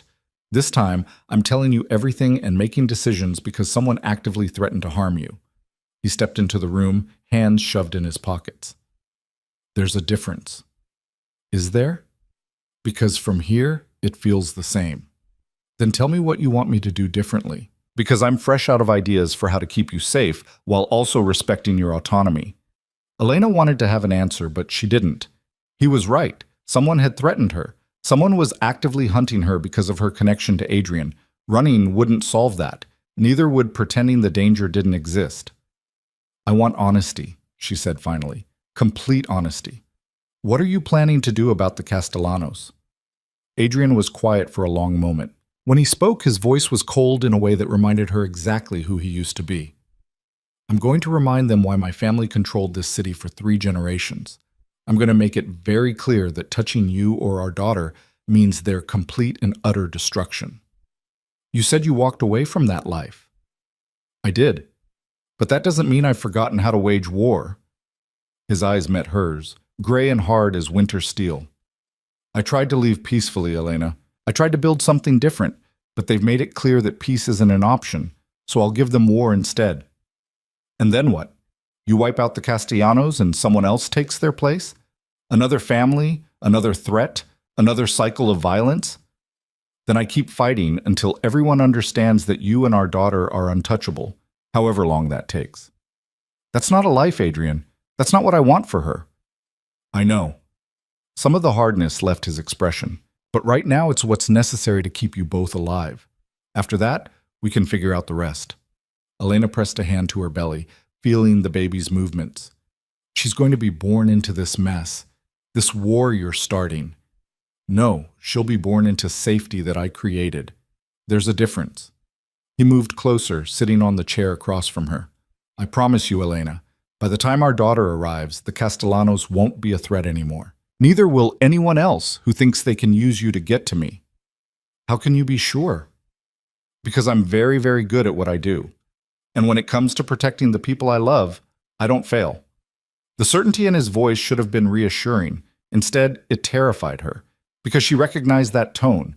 It was the same one he'd used when describing hostile takeovers and territorial disputes, the same one that had sent her running 2 years ago. Promise me something, she said. Anything. Promise me that when this is over, you really will walk away, that you won't get pulled back into that world permanently. Adrian held her gaze for a long moment. I promise I'll do everything in my power to build the life we discussed, but I can't promise that the old world won't try to drag me back. All I can promise is that I'll fight against it, every single day. It wasn't the guarantee she'd wanted, but it was honest. And right now, honesty was all she had to hold on to. How long will I be here, she asked. 72 hours? Maybe less if we move quickly. He stood, preparing to leave. Get some rest. I'll have Mrs. Chen bring you dinner. Adrian? He turned back. Be careful. Whatever you're planning, be careful. Because she needs a father, and I... She stopped, not quite ready to finish that thought. You what? I need you to come back in one piece. Something shifted in his expression. Surprise, hope, and something deeper that made her chest tight. I will. I promise. After he left, Elena lay back on the bed and stared at the ceiling. Outside, night was falling over the city. Somewhere out there, Adrian was preparing for war. And she was trapped here, waiting and worrying and wondering if this cycle of violence would ever truly end. The baby kicked, hard and insistent, as if protesting the stress hormones flooding Elena's system. She pressed both hands to her belly, whispering apologies and promises she wasn't sure she could keep. We're going to be okay, she murmured. Your father is going to fix this, and then we're going to have the life we deserve. Safe and quiet and normal. But even as she said the words, she wondered if normal was even possible anymore. If it had ever been possible for someone like Adrian Voss. Mrs. Chen arrived an hour later with enough food for 3 people and her usual no-nonsense demeanor. She took one look at Elena's face and set the tray aside. You are worrying, she said. It wasn't a question. Someone threatened me today, threatened the baby, and Adrian is out there doing something dangerous because of it. Mr. Voss knows how to handle dangerous men. He has been doing it his whole life. That's what I'm afraid of, that he'll become those dangerous men again, that all this talk of changing was just temporary. Mrs. Chen sat on the edge of the bed, her small hand patting Elena's. You know what I think? I think you are afraid of more than just danger. I think you are afraid that you still love him. The words hit like a physical blow. Elena opened her mouth to deny it, then stopped. Because maybe Mrs. Chen was right. Maybe that was the real fear lurking beneath all the others. I can't love him, she whispered. Not after everything. Cannot stop heart from feeling what it feels. Can only choose what you do about it. Mrs. Chen stood, returning to the food tray. Now eat. Baby needs nutrients, and worrying on empty stomach helps nothing. Elena ate mechanically, tasting nothing. Her mind was with Adrian, imagining all the ways his confrontation with the Castellanos could go wrong. She'd seen the aftermath of his business dealings before. The carefully neutral news reports about bodies found in rivers, suspicious fires, unexplained disappearances. What if this time, Adrian was the one who didn't come back? The thought sent ice through her veins. She'd spent 2 years running from him, another 2 weeks learning to trust him again. The idea of losing him permanently, of their daughter growing up without a father, was unbearable. When had that happened? When had she started caring again? She was still wrestling with that question when her phone rang. An unknown number, different from the earlier threat. Don't answer, Mrs. Chen warned. But Elena's hand was already moving, some instinct overriding caution. Hello? Elena Ward? A woman's voice this time, cultured and cold. I have a message for Adrian Voss. I'm not his messenger service. No, but you are his weakness. Tell him that Maria Castellano sends her regards. Tell him we have no interest in harming you or the child, but we do require a conversation. on neutral ground, before any regrettable actions are taken. Why should I believe you? Because we're not animals, Ms. Ward. We understand the rules. Pregnant women and children are off limits. But Adrian needs to understand that his exit from the business doesn't erase past grievances. We're offering him a chance to settle accounts peacefully, for everyone's sake. And if he refuses, then we handle things the old way. And despite our rules about pregnant women, accidents do happen in war. The threat was delivered with chilling calm. The choice is his. The line went dead. Elena stared at her phone, mind racing. Should she tell Adrian? Would it make things better or worse? Maria Castellano was offering a negotiation which had to be better than outright war. But could she be trusted? Before she could decide, the door burst open and Adrian strode in, fury radiating from every line of his body. Behind him, Marcus and Julian took up positions by the door. Who called you? Adrian demanded. How did you We're monitoring your phone, every call, every text. Who was it? The old Elena would have been furious at the invasion of privacy. The new Elena, the one who just received 2 threats in one day, was grimly unsurprised. Maria Castellano. She wants to negotiate. Absolutely not. Adrian, maybe you should listen. No. He cut her off with a sharp gesture. The Castellanos don't negotiate in good faith. This is a trap. Or it's a genuine attempt to avoid bloodshed. She said pregnant women and children are off limits by their rules. She said they want to settle accounts peacefully. And you believe her? Adrian laughed bitterly. Maria Castellano is the most ruthless of their family. She's the one who ordered the hit on my father's right-hand man. She's the one who burned down a rival's business with people still inside. If she's offering peace, it's because she's planning something worse. But what if you're wrong? What if she really does want to negotiate? Then she can do it through proper channels, not by calling and threatening my pregnant wife. Ex-wife. Almost ex-wife. Elena. He crouched in front of her, taking her hands. I know you want this to end peacefully. I do too. But some people only understand strength. The Castellanos are those people. If I show up to this negotiation, they'll see it as weakness, and weakness gets you killed. So, what's your alternative? An actual war? A very short, very decisive war. By this time tomorrow, the Castellanos will either be agreeing to my terms or they'll be in no position to threaten anyone. Elena pulled her hands away. You're talking about killing them. I'm talking about neutralizing a threat to my family. That's not the same thing. In my world, it is. But it's not your world anymore. You said you walked away. You signed papers, made promises. I walked away from daily operations. I didn't walk away from protecting what's mine. His voice was hard, unyielding. This is non-negotiable, Elena. I won't risk you or our daughter on the word of someone who's killed dozens of people. She wanted to argue, to find some middle ground, but the look in his eyes told her there was no middle ground to be found. In this moment, he was every inch the Mafia boss she'd run from, calculating, ruthless, immovable. You're scaring me, she whispered. The words hit him like a slap. Some of the hardness drained from his expression. I'm sorry. I don't mean to scare you, but I mean every word. I will not let them hurt you. Even if it means becoming exactly what I ran from? Adrian was quiet for a long moment. When he spoke, his voice was raw. I'd rather be the monster who keeps you safe than the reformed man who watches you die. And there it was. The fundamental truth that had always existed between them. Adrian would always choose protection over propriety, security over peace, control over freedom. It was hardwired into him, a survival mechanism he'd learned at his father's knee. Could he really change that? Or was she fooling herself, thinking he ever could? I need some time alone, Elena said. Elena, please, just go. Let me think. He stood slowly, reluctance in every movement. I'll be right outside if you need anything. After he left, Elena lay in the quiet room and felt the baby's movements slow as her own stress receded.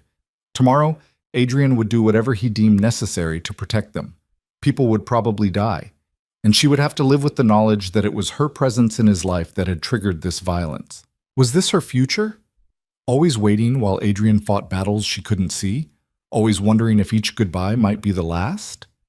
She pressed both hands to her belly, whispering to the daughter who would arrive soon into this complicated, dangerous world. I'm sorry, she murmured. "I'm so sorry your father and I can't figure out how to make this work. I'm sorry the world we're bringing you into is so broken." The baby kicked in response, a strong reminder that she was real, counting on Elena to make the right choices. But what were the right choices when every option seemed wrong? Elena closed her eyes and prayed for wisdom she didn't have, for strength she wasn't sure she possessed, for the ability to navigate impossible situations with impossible people toward some kind of peace. But mostly, she prayed that Adrian would come back alive. Because despite everything, despite all the reasons she shouldn't, she still cared what happened to him. And that realization terrified her most of all. Elena woke to chaos. Sharp pain lanced through her abdomen, so intense it stole her breath. She jackknifed upright in bed, one hand clutching her belly, the other reaching instinctively for the call button. But before she could press it, another contraction hit, stronger this time, accompanied by a gush of wetness that soaked through her nightgown. Her water had broken. "No, no, no," she gasped. "Not yet. You're not due for 3 more weeks." But the baby had other plans. Another contraction seized her, and Elena heard herself cry out, a sound of pain and fear that brought nurses running. Dr. Chen was there within minutes, her calm competence a stark contrast to Elena's rising panic. "All right, Elena, let's see what's happening here." The examination confirmed what Elena already knew. "You're in active labor, 4 centimeters dilated, contractions every 3 minutes. This baby is coming tonight." "It's too early, something's wrong."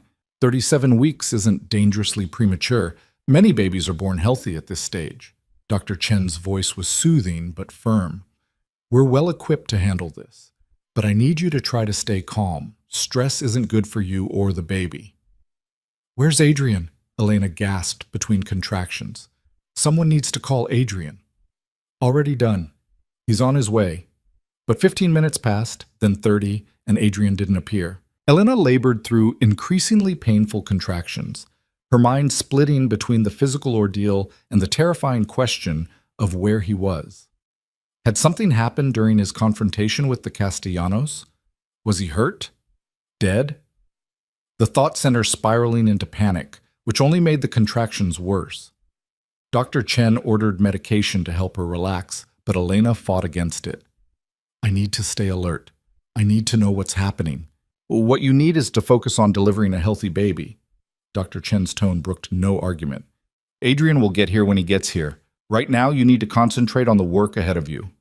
Another contraction hit, this one so powerful, Elena forgot about everything except breathing through it. The nurse, a kind-faced woman named Patricia, coached her through the breathing techniques she'd learned in birthing class, techniques that felt utterly inadequate now that she was actually in labor. An hour passed, then 2. Elena progressed to 7 centimeters, then 8. The pain was unlike anything she'd experienced, relentless waves that built and crested and crashed, giving her barely enough time to recover before the next one hit. And still, Adrian didn't come. "Something's wrong," Elena panted. "He would be here. He promised he'd be here." Dr. Chen exchanged a glance with Patricia that Elena couldn't read. "I'm sure he's doing everything he can to get here." "You don't understand. He's out there dealing with dangerous people. What if they hurt him? What if—" Another contraction cut off her words, this one accompanied by an overwhelming pressure that made her scream. "That's it, Elena. You're fully dilated. It's time to push." "No, not without Adrian. I can't do this without him." "Yes, you can." Dr. Chen's voice was steel wrapped in velvet. "You're strong enough to do this alone. You've been strong enough all along." The words hit something deep inside Elena. She had been doing this alone. For 2 years, she'd been surviving, adapting, making impossible choices. She'd built a life from nothing, protected herself and her unborn child through sheer determination. She didn't need Adrian to get through this. But God, she wanted him here. The pushing stage was brutal. Elena had read about it, prepared for it, thought she understood what it would be like. Nothing had prepared her for the reality, the all-consuming pressure, the burning intensity, the complete surrender of control to her body's primal process. "One more push," Dr. Chen encouraged. "I can see the head. You're almost there." Elena bore down with everything she had, and suddenly the pressure released in a rush. A thin, reedy cry filled the room, the most beautiful sound she'd ever heard. "It's a girl!" Dr. Chen announced unnecessarily, lifting the tiny, perfect baby into view. A healthy baby girl! Elena barely heard her. She was staring at her daughter, red-faced and screaming, covered in vernix and blood, absolutely perfect. The nurse placed her on Elena's chest, skin to skin, and the baby's cries quieted as she felt her mother's heartbeat. Hi, Elena whispered, tears streaming down her face. Hi, baby girl. I'm your mom. I've been waiting so long to meet you. The baby opened her eyes, dark blue, like all newborns, but Elena could see hints of gray already. Adrian's eyes. She had a shock of dark hair and tiny, perfect fingers that wrapped around Elena's thumb with surprising strength. What's her name? Patricia asked gently. Elena had been avoiding thinking about names, afraid to jinx anything by planning too far ahead. But now, looking down at her daughter, one name rose above all others. Sophia, she said softly. Sophia Grace. It meant wisdom and blessing, two things Elena desperately hoped her daughter would have in abundance. The medical team took Sophia briefly to clean her up and perform newborn assessments. Elena watched anxiously as they weighed and measured her, checking reflexes and breathing. But Sophia passed every test with flying colors, 6 pounds, 4 ounces of healthy baby girl. When they returned Sophia to Elena's arms, wrapped in a soft pink blanket, the reality of what had just happened crashed over her. She was a mother.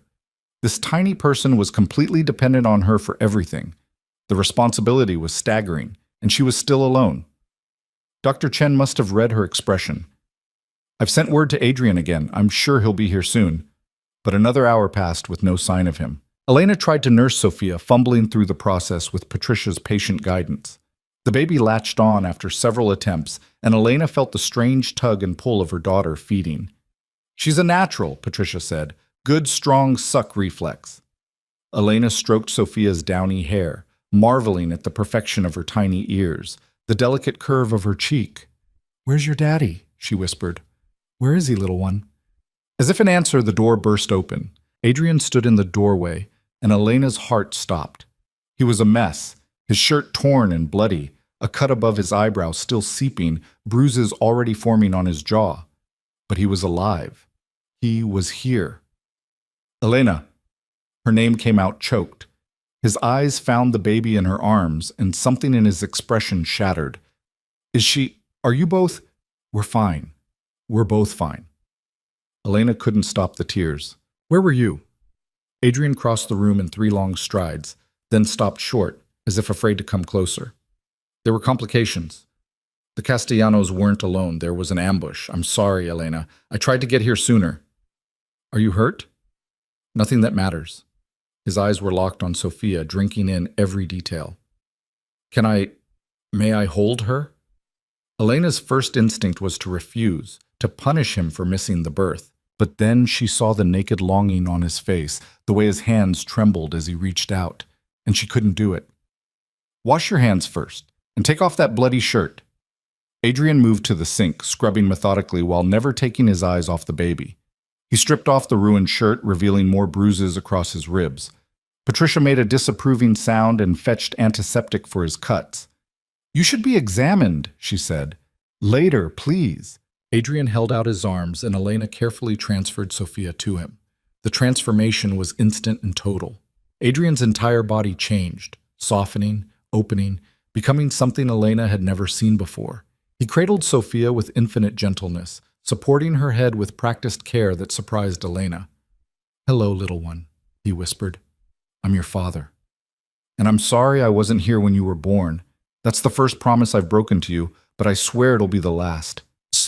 Sophia made a small sound, and Adrian's face lit up with wonder.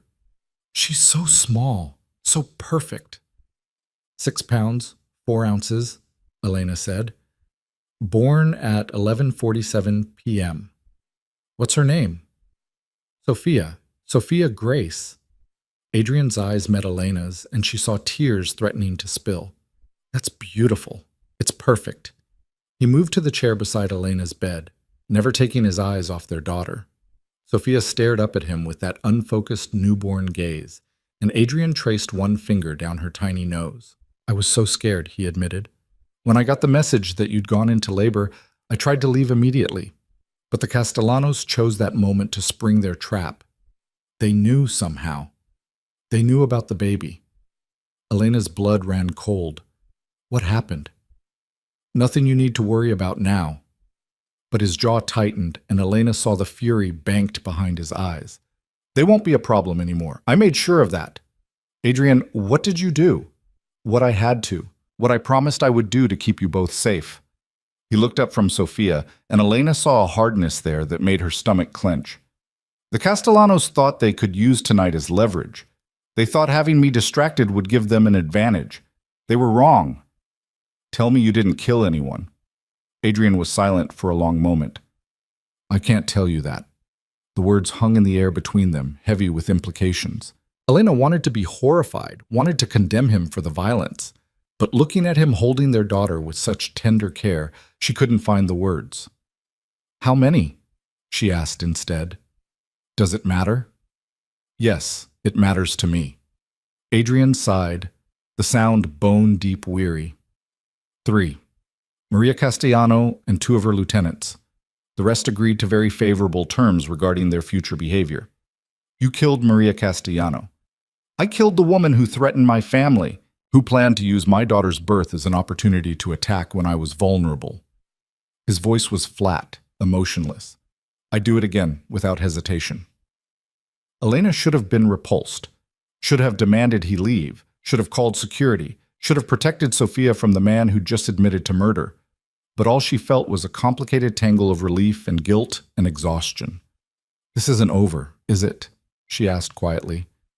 There will always be someone else. Another threat, another family, another reason for violence. Not anymore. I made an example tonight, a very clear, very brutal example of what happens to anyone who threatens what's mine. He looked down at Sofia, his expression softening again. I'm done with half measures, Elena. Done trying to walk away while leaving loose ends. Tonight, I burned every bridge. There's no going back to that life now. Because you murdered someone. Because I made it clear that Adrian Voss is no longer playing by the old rules. That anyone who comes after my family will face total destruction. Not negotiation. Not compromise. Destruction. The word should have terrified her. Instead, Elena felt a strange sense of finality.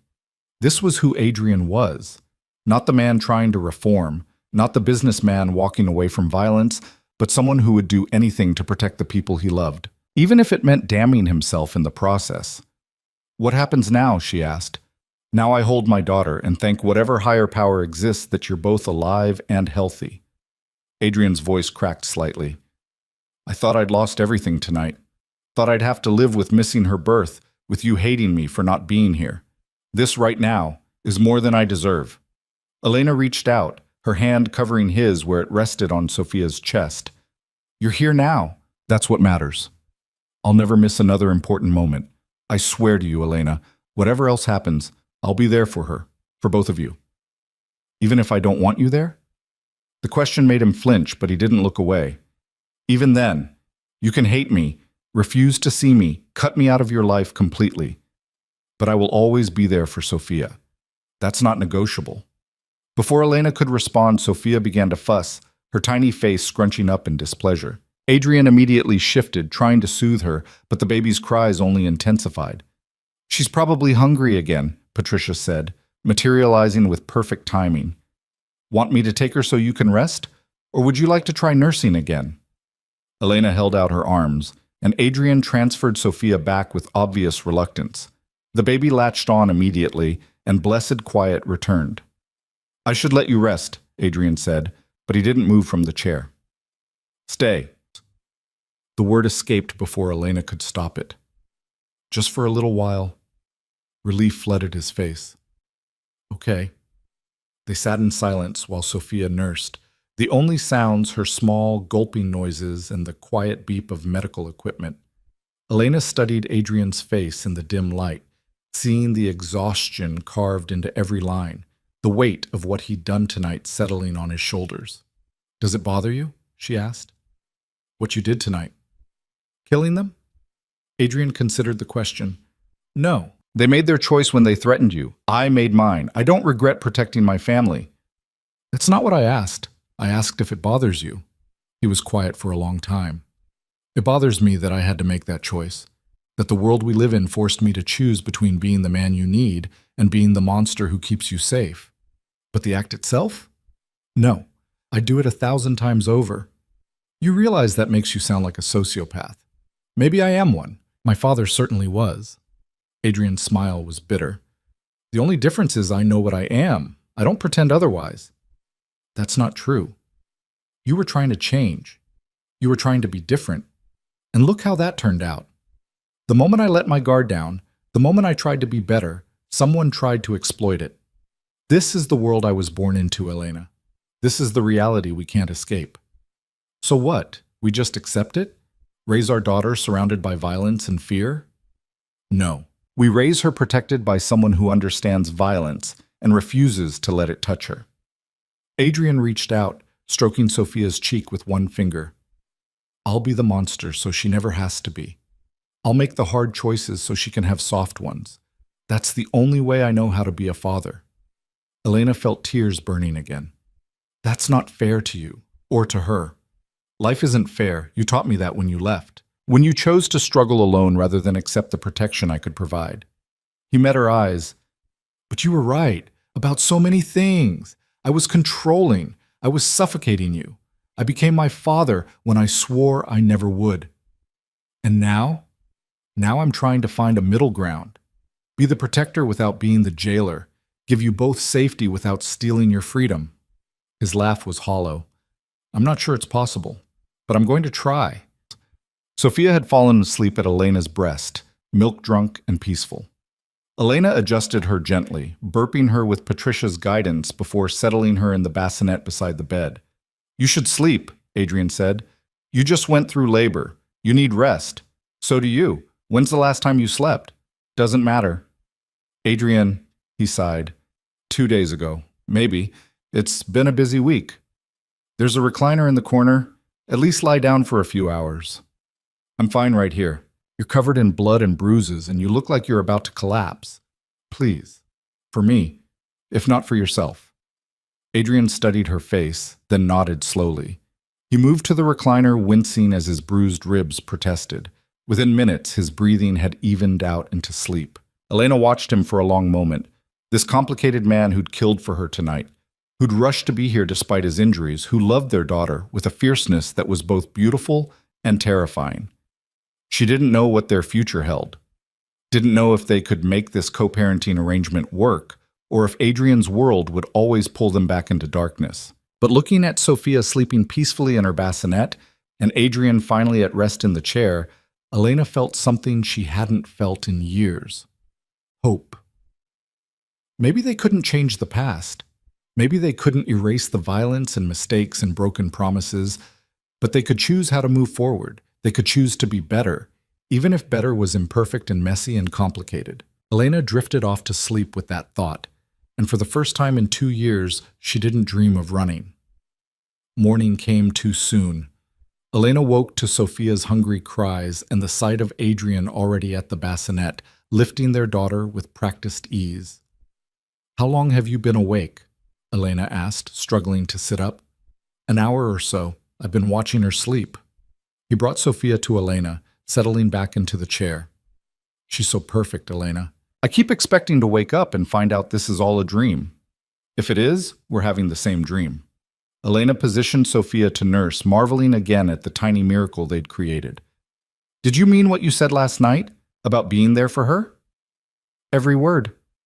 Even though it means giving up the life you knew? Especially because of that. Adrian leaned forward, elbows on his knees. I've been thinking about what you said, about Sophia being born into violence. You're right.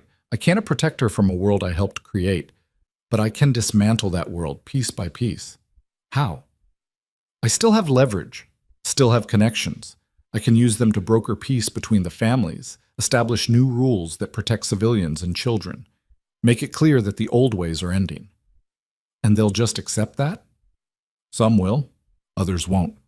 But after last night, everyone knows what happens to people who don't accept it. His jaw tightened. I'm not proud of the message I sent, but it was necessary. Elena wanted to argue, to tell him there had to be another way. But she was too tired, and the reality was he was probably right.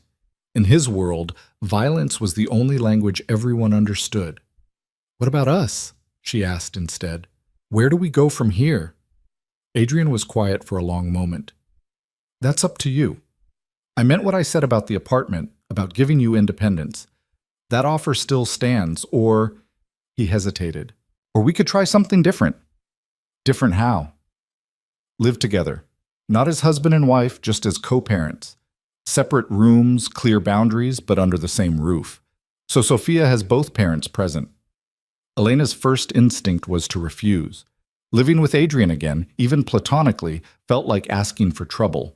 But looking down at Sophia, she had to admit the idea had merit. Children thrived with stability, with both parents involved. And despite everything, Adrian had proven he was trying to change. "I need time to think about it," she said. "Take all the time you need. The offer doesn't expire."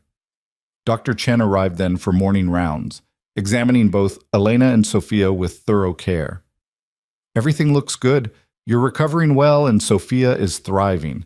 I'd like to keep you both one more night for observation, but barring any complications, you should be able to go home tomorrow."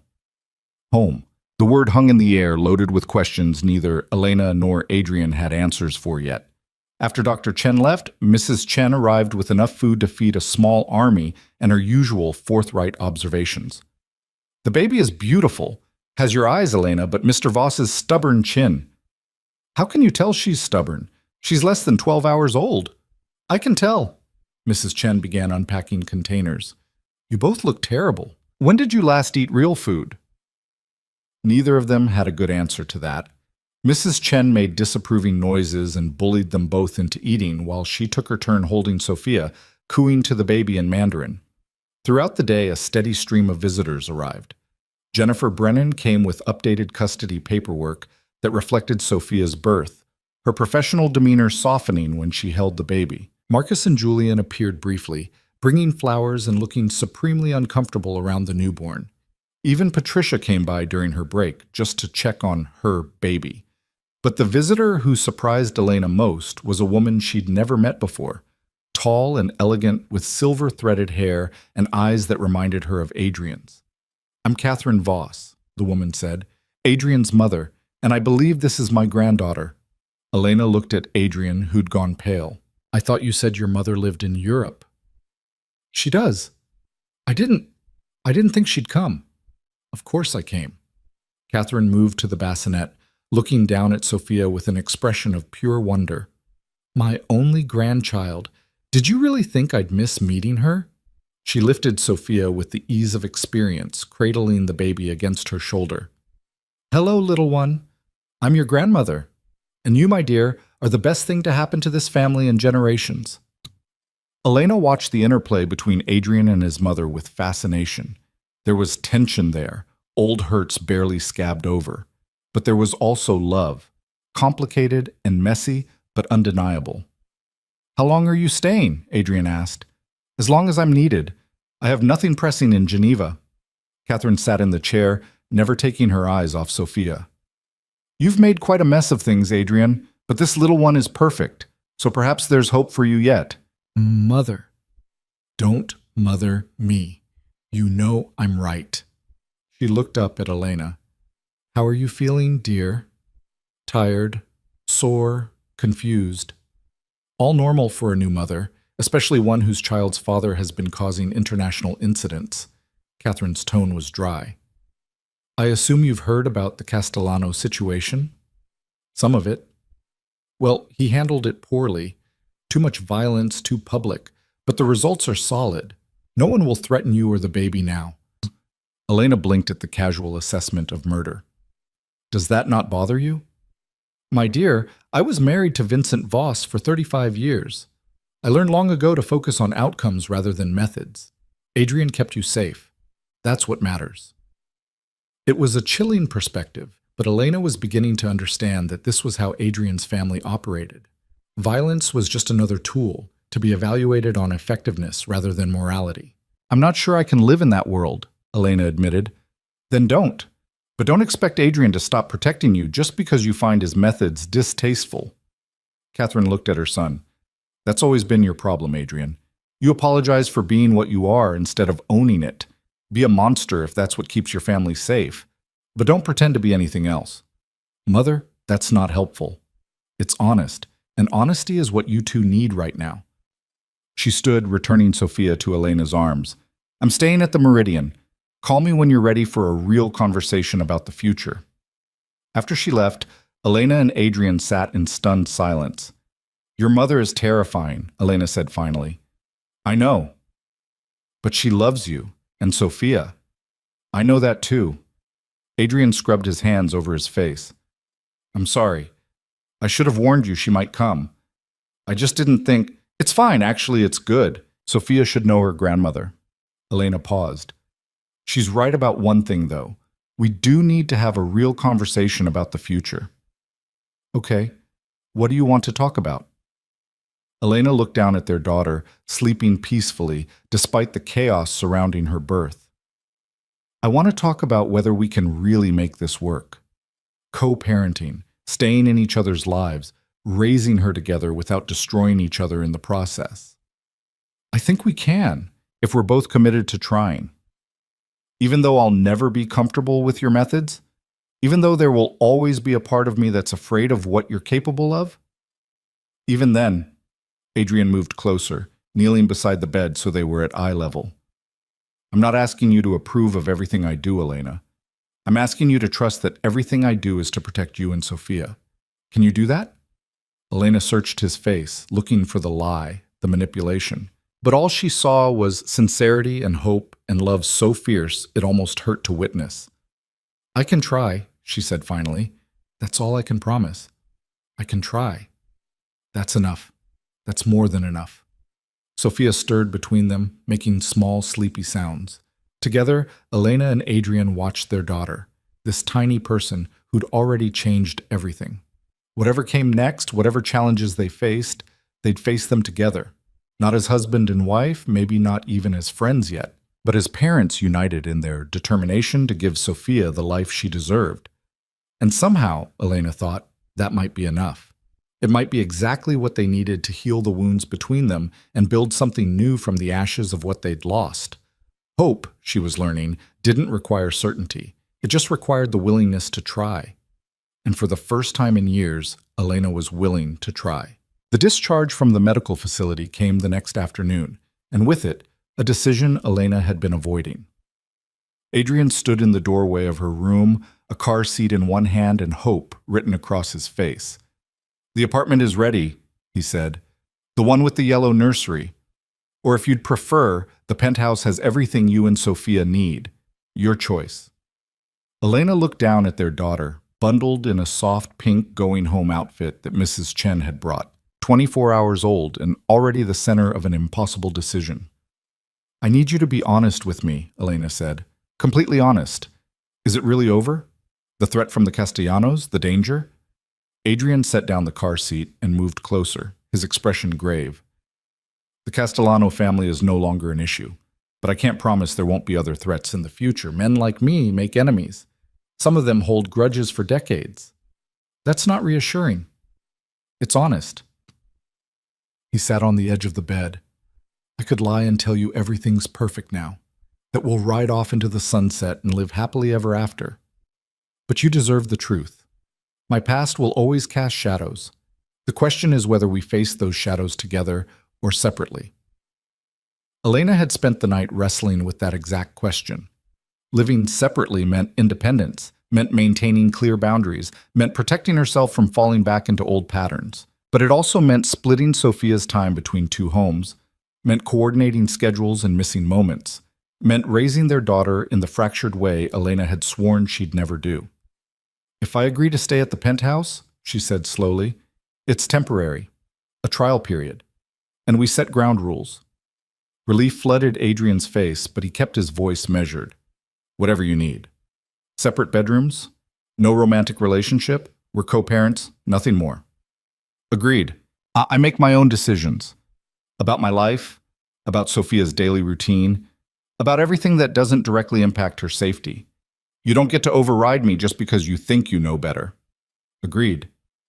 And if I ever feel like you're slipping back into controlling behavior, I walk. No arguments, no guilt trips, no making me feel like I'm abandoning you." Adrian's jaw tightened, but he nodded. "Agreed. Anything else?" "Yeah, you go to therapy. Real therapy, with someone who specializes in trauma and violence. Because I need to know you're working on yourself, not just putting on a show for me." The request clearly caught him off guard. "Therapy? Your mother was right. You apologize for being what you are instead of dealing with why you became it. That's not healthy for you, and it's not sustainable for us." Elena met his eyes. "I'm serious about this, Adrian. If we're going to make this work, you need to face your demons, not just suppress them." He was quiet for a long moment, and Elena could see the internal struggle playing across his features. Adrian Voss, admitting he needed help, seeking therapy like a normal person, it went against everything he'd been taught, everything his father had drilled into him about strength and weakness. "Okay," he said finally. "I'll do it. For Sophia. And for you." "Do it for yourself," Elena corrected. "That's the only way it'll actually work." They settled Sophia into the car seat with fumbling, first-time parent clumsiness that would have been funny if it wasn't so terrifying. The tiny baby looked impossibly small in the safety harness, her face scrunched up in displeasure at being confined. "We're going to drop her," Adrian muttered, triple-checking the straps. "We're not going to drop her. She's so fragile. What if we mess this up?" Elena felt a laugh bubble up despite her exhaustion. "We're definitely going to mess it up. That's parenthood. We just have to hope we don't mess it up too badly." The drive to the penthouse was nerve-wracking. Adrian drove with exaggerated caution, treating every pothole like a personal threat to Sophia's well-being. Elena sat in the back beside the car seat, one hand resting on Sophia's chest to monitor her breathing, convinced something would go wrong in the 15-minute journey. But they arrived safely, and Elena had to admit that Adrian had thought of everything. The guest room had been transformed into a proper nursery, the crib from the apartment relocated here, along with a changing table, rocking chair, and every possible baby necessity arranged with military precision. "Mrs. Chen helped," Adrian admitted. "I had no idea what half this stuff was for." "Neither do I," Elena confessed, looking at the bottle warmer and diaper genie with trepidation. "I've read all the books, but seeing it in person is different." Catherine Voss appeared that evening, taking control with the confidence of someone who'd done this before. She showed Elena different swaddling techniques, talked her through the mysteries of newborn feeding schedules, and took Sophia for an hour so Elena could shower and sleep. "You're doing fine," Catherine said when Elena emerged, looking marginally more human. "Being terrified means you're taking it seriously. It's the overconfident parents you have to worry about." Over the next few days, a rhythm emerged. Sophia woke every 2 to 3 hours to eat, which meant Elena was operating on fragmented sleep and caffeine. Adrian hovered anxiously, wanting to help but unsure how when Elena was breastfeeding. Mrs. Chen appeared daily with food and practical wisdom. Catherine stopped by frequently, offering the kind of experienced guidance that Elena's own mother, gone for 10 years now, couldn't provide. It was exhausting and overwhelming, and nothing like Elena had imagined. But it was also shot through with moments of unexpected joy. Sophia's first real bath, when her eyes went wide with surprise at the warm water. The night she slept for 4 consecutive hours, and Elena woke in a panic, certain something was wrong. Adrian's face the first time Sophia gripped his finger and wouldn't let go. 2 weeks into their new arrangement, Elena found Adrian in the nursery at 3 in the morning, holding Sophia and talking to her in low tones. "Your mom is the strongest person I've ever met," he was saying. "She ran from me because she knew I was becoming someone dangerous. She survived alone for 2 years because she refused to compromise her values. And now she's giving me a chance I absolutely don't deserve." He pressed a kiss to Sophia's downy head. "You're lucky, little one. You got the best parts of both of us. My determination, her heart. My strength, her wisdom. You're going to be extraordinary." Elena's throat tightened. She started to back away, to give them privacy, but Adrian looked up and saw her. "I didn't hear you," he said. "She was fussing. I came to check on her." "She's fine, just wanted company, I think." He stood, transferring Sophia to Elena's arms. "I should let you handle the feeding." "Adrian, wait." Elena settled into the rocking chair, positioning Sophia to nurse. What you said just now about me being strong, you really believe that? Every word. He leaned against the doorframe. I spent our marriage treating you like something fragile that needed protecting, but you were never fragile. You were just trapped. The moment you got free, you proved exactly how strong you are. I didn't feel strong. I felt terrified most of the time. Courage isn't the absence of fear. It's acting despite it. He smiled slightly. Someone very wise told me that once. I think it was you, actually.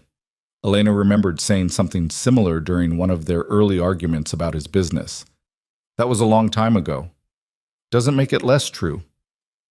Adrian was quiet for a moment. I started therapy, found a doctor who specializes in trauma and violent behavior. Had my first session yesterday. How did it go? Terrible. She asked me about my father and I nearly walked out. He ran a hand through his hair. But I went back today. Figured if I'm asking you to trust me, the least I can do is trust the process. That's good, Adrian. Really good. We'll see. She says I have a lot of work to do. Something about learned patterns of control and unprocessed grief. He shook his head. But I'm committed to changing, to being better, to being the father Sophia deserves. Over the following weeks, Elena watched Adrian transform in small, incremental ways. He started asking instead of assuming. When Sophia developed a diaper rash, he consulted Elena before calling 3 different pediatricians. When his mother suggested hiring a night nurse, he presented it as an option rather than a decision. The therapy was clearly doing something. Adrian was more open about his struggles, more willing to admit when he didn't have answers. He talked about his childhood, the violence he'd witnessed, the impossible standards his father had set, the way love had always been conditional on strength. I thought if I was hard enough, strong enough, ruthless enough, I could protect everyone I cared about, he told Elena one evening. They were in the living room, taking advantage of Sophia's rare long nap. But all I did was drive away the only person who actually cared about me. I cared about the man you were, Elena corrected. The one who took me to art galleries and argued about wine. That version of you was worth loving. And now? Elena considered the question honestly. Now you're somewhere in between, still learning who you want to be, but at least you're trying. That counts for something. Is it enough for you to maybe eventually trust me again?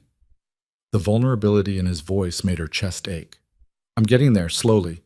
But Adrian, trust isn't something you can force or rush. It has to be earned over time. I know, He stopped, seeming to search for words. I miss you. Not just having you here physically, but really being with you, talking late into the night, making you laugh, all of it. We can't go back to what we were. I know, but maybe we could build something new, something better. Elena wanted to say yes. Wanted to give in to the pull she felt toward him, stronger now than it had been in years. But caution held her back. Ask me again in 6 months, she said. When we've had time to prove this co-parenting thing works. When you've made more progress in therapy. When I'm sure this isn't just new parent bonding hormones talking. Adrian looked disappointed but nodded. 6 months. I can wait 6 months. The incident that changed everything came 5 weeks after Sophia's birth. Elena woke at 2 a.m. to an empty apartment. No crying baby, no sounds at all. Heart pounding, she raced to the nursery. Sophia's crib was empty. Panic seized Elena's throat. She ran through the penthouse, calling Adrian's name, checking every room with increasing hysteria. Finally, she found them on the terrace. Adrian sat in one of the outdoor chairs, Sophia cradled against his bare chest, skin to skin the way the nurses had taught them. He was humming something soft and wordless, and Sophia was completely peaceful, one tiny hand curled against his collarbone. She wouldn't settle, Adrian said quietly when he noticed Elena. I tried everything, rocking, singing, the white noise machine, finally remembered reading something about skin-to-skin contact helping with fussy babies. So I tried it. Elena's panic drained away, replaced by something more complicated. You should have woken me. You were exhausted. I figured I could handle one fussy baby for an hour or two. He smiled down at Sophia. We've been out here talking about the stars. I think she likes astronomy. She's 5 weeks old. She can barely focus past 12 inches. doesn't mean she can't appreciate the concept. Adrian's expression was so tender, so full of wonder, that Elena felt something crack open in her chest. This was what she'd wanted all along. Not the powerful mafia boss or the ruthless businessman, just a man who loved their daughter enough to sit on a terrace at 2 in the morning, skin to skin, talking about stars. "Can I join you?" she asked. "Always." Elena settled into the chair beside his, and they sat in comfortable silence, watching Sophia sleep and listening to the distant sounds of the city below. The night air was cool but not cold, and the sky was surprisingly clear for the city. "I've been thinking about your offer," Adrian said eventually, "the 6-month timeline. And I want to do it right, not rush, not push. I want to earn my way back into your life, if you'll let me." He glanced at her.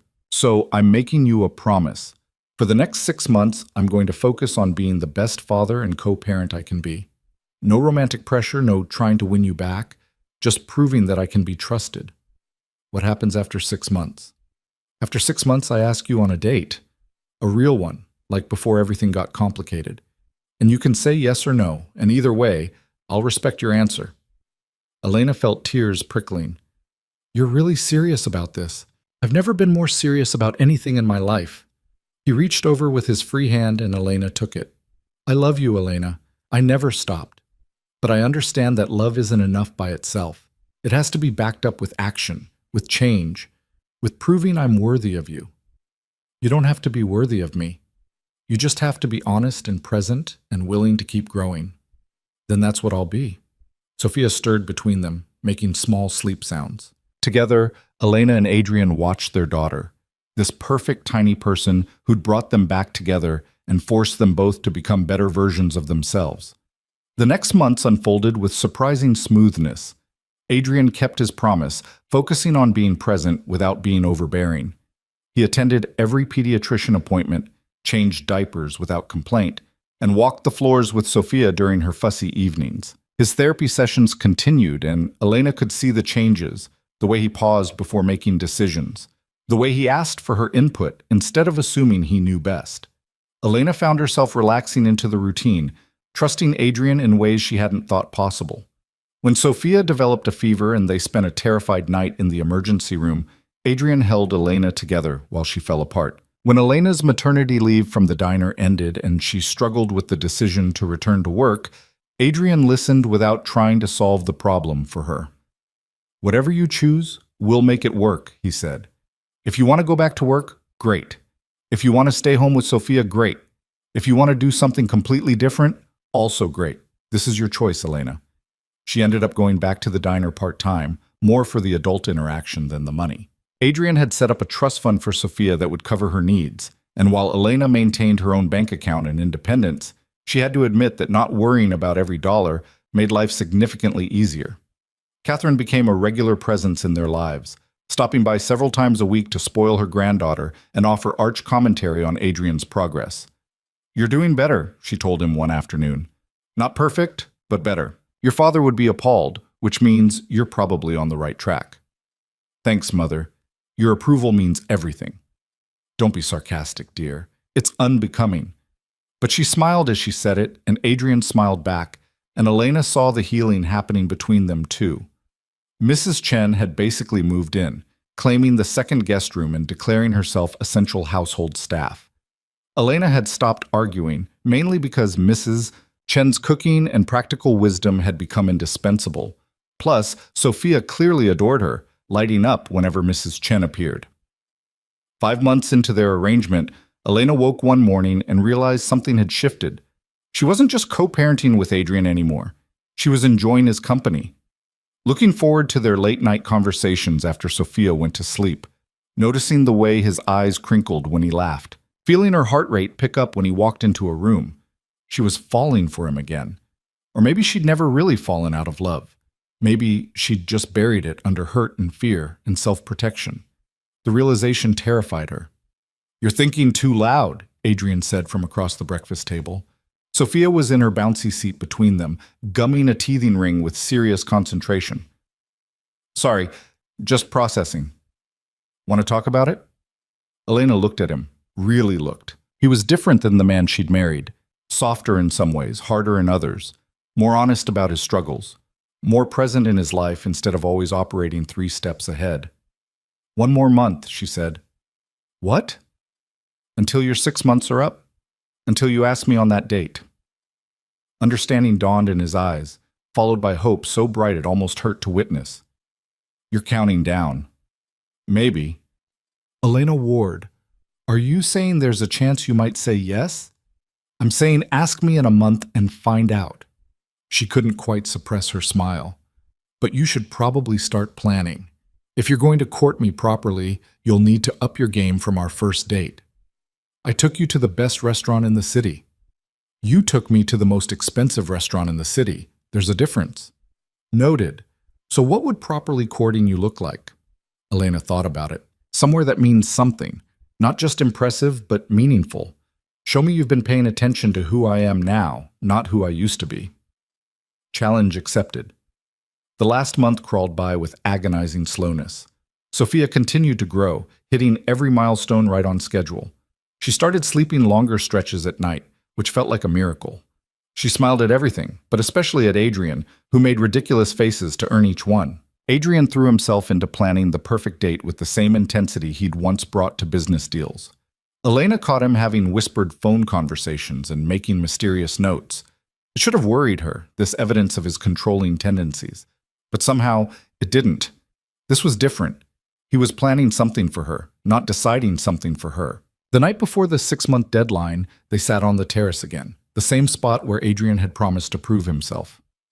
Sophia was asleep inside, monitored by both baby camera and Mrs. Chen's eagle eyes. "Nervous about tomorrow?" Elena asked. "Terrified," Adrian admitted. "What if I get it wrong? What if you say no?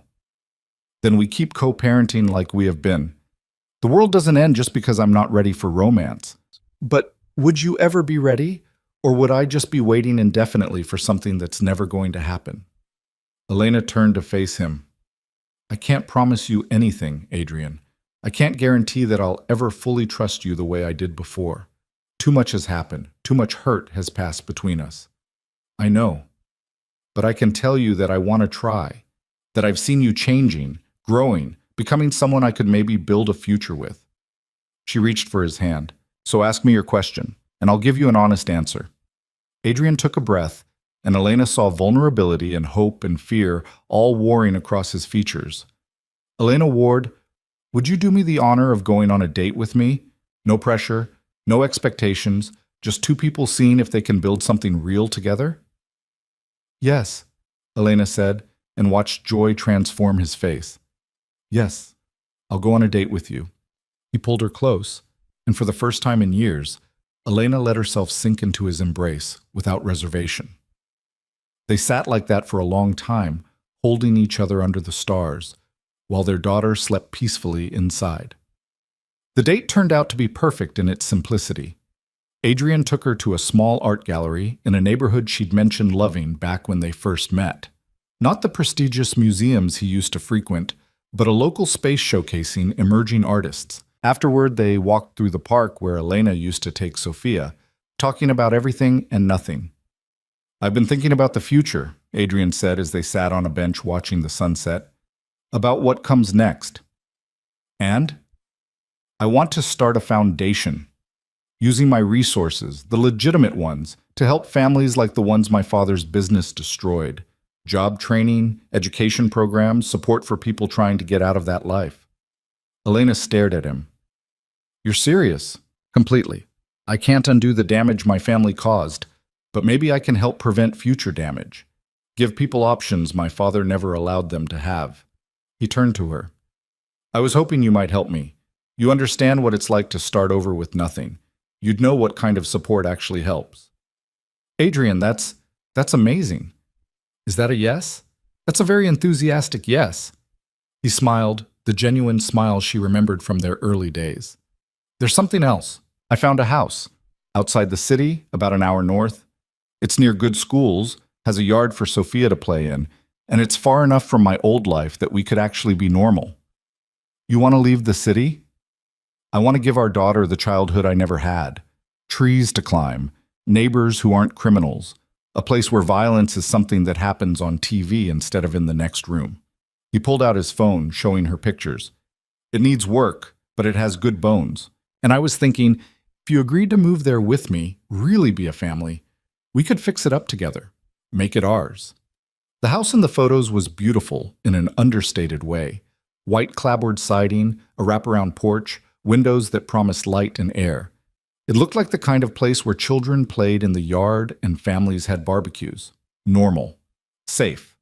Everything Elena had wanted. This is a lot to process, she said.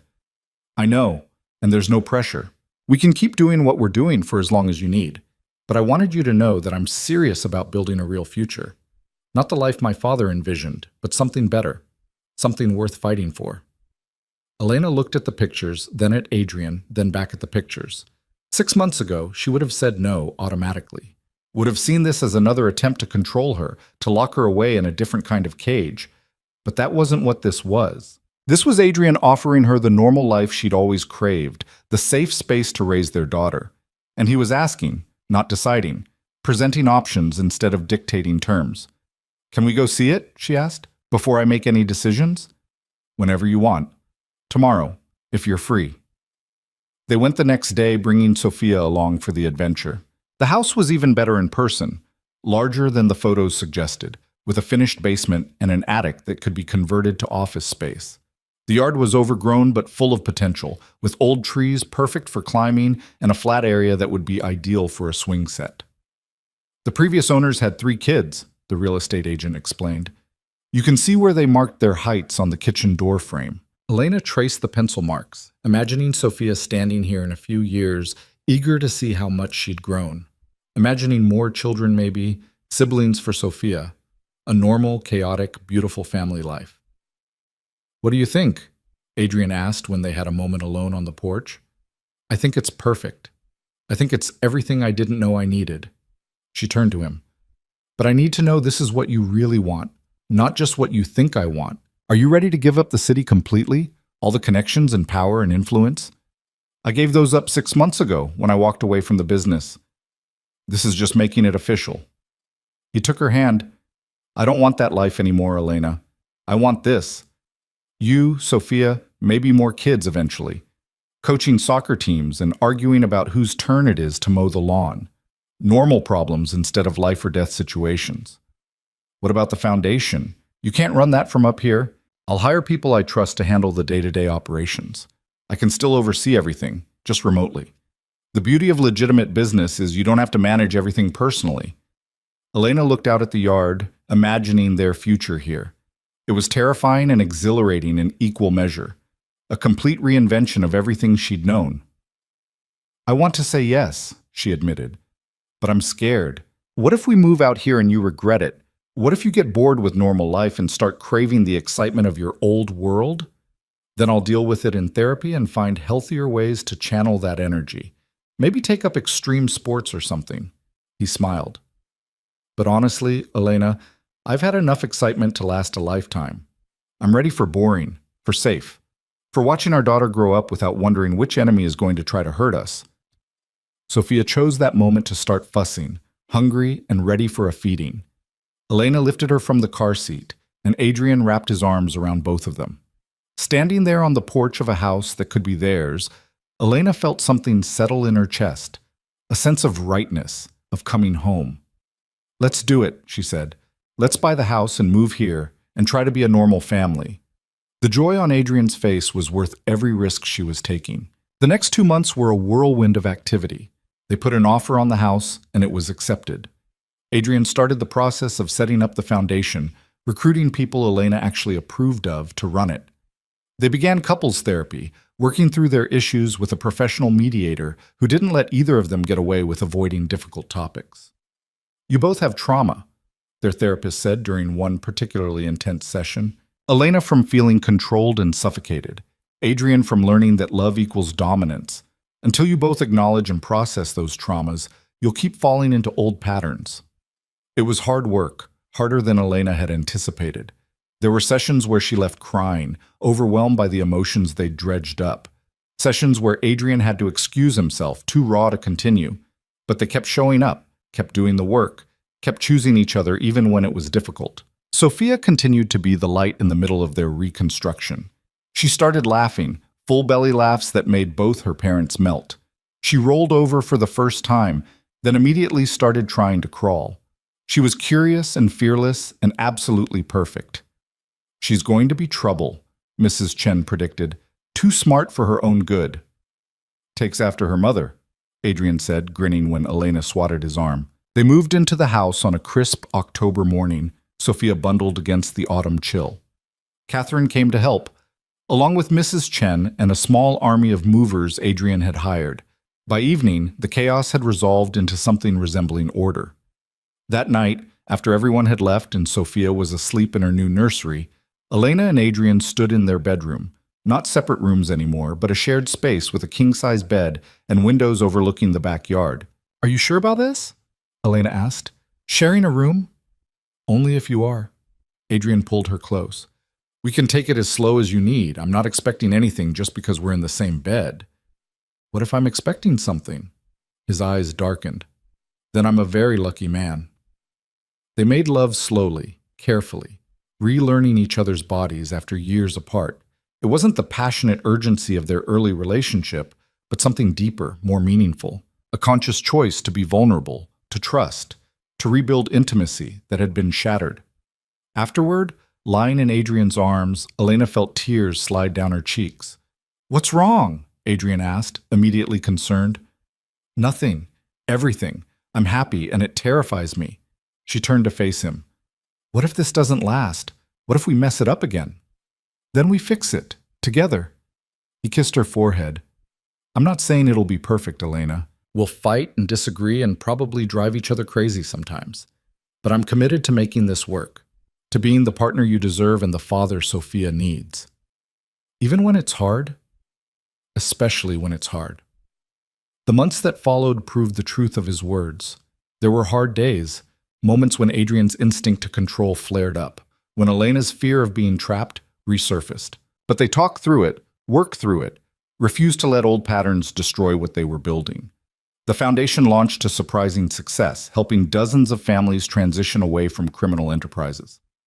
Adrian threw himself into the work with the same intensity he'd once brought to expanding territory, but this time building instead of destroying. Elena started taking online classes, finally pursuing the degree she'd abandoned when she married Adrian. It was slow going with the baby, but she chipped away at it, determined to become the educated, independent woman she'd always wanted to be. Sophia thrived in their new life. She took her first steps in the backyard on a sunny spring morning, wobbling between her parents with determination that made them both laugh and cry. Her first word was Dada, which made Adrian insufferably smug, until her second word was Mama, and balance was restored. On their first anniversary in the new house, Adrian proposed. Not with the massive diamond he'd given her the first time, but with a simple band engraved with coordinates, the latitude and longitude of this house, this new beginning. "I know we're still technically married," he said, down on one knee in the kitchen where they'd marked Sophia's height. "But I want to do this right, ask you properly, as equals, with full understanding of what we're promising each other." "Which is what?" Elena asked, her heart full to bursting. "To choose each other, every day, even when it's hard. To build a life based on trust and honesty instead of control and fear. To raise our daughter, and maybe her siblings someday, in a home full of love instead of violence." He took her hand. "Elena Ward, will you marry me? Again? For real this time?" "Yes," Elena said through tears. "Yes, absolutely yes." They remarried in the backyard on a perfect June day, with Sophia as their flower girl and only close family in attendance. Catherine cried, which she claimed was allergies, but everyone knew better. Mrs. Chen made enough food to feed an army and told everyone who would listen that she'd known from the beginning they were meant to be together. When the minister asked if they had vows to exchange, Elena and Adrian spoke from the heart. "I promise to trust you," Elena said, "even when my past tells me not to. I promise to give you the chance to be better, to grow, to become the man you're trying to be. I promise to build this life with you, as partners, raising our daughter in love and safety." Adrian's voice was thick with emotion. "I promise to earn your trust every single day, to ask instead of assume, to support instead of control. I promise to be honest about my struggles, to keep doing the work in therapy, to never stop trying to be worthy of you and Sophia. And I promise to love you both with everything I am for as long as I live.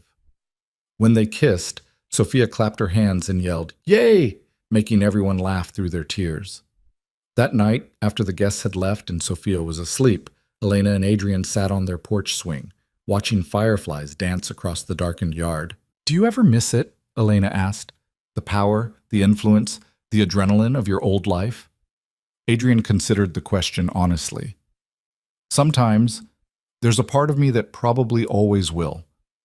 But then I look at what I have now, you, Sophia, this life we've built, and I know I made the right choice. This is real. Everything before was just survival. I'm proud of you, for changing, for doing the hard work. I'm proud of you too, for giving me the chance, for being brave enough to trust me again." He pulled her closer. "I know I don't say it enough, but you saved me, Elena. When you ran, when you came back, when you agreed to try, every time you saved me from becoming my father. You saved yourself. I just gave you a reason to try." They sat in comfortable silence, rocking slowly, while night settled over their home. Inside, their daughter slept peacefully, safe and loved. Tomorrow would bring new challenges, teething, tantrums, the endless juggling of work and family, but they would face it together. Elena thought about the woman she'd been 2 years ago, fleeing in the night with nothing but fear and determination. She'd been so certain that freedom meant being alone, that safety required distance from Adrian Voss. She'd been wrong. Freedom wasn't running away.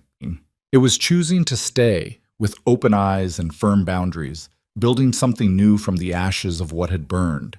It was the terrifying, exhilarating act of trusting someone who'd hurt you, giving them the chance to do better. And love, real love, wasn't about possession or control. It was about two broken people choosing each other, over and over, doing the hard work of healing together. "What are you thinking about?" Adrian asked. "How far we've come, how much has changed." "Any regrets?"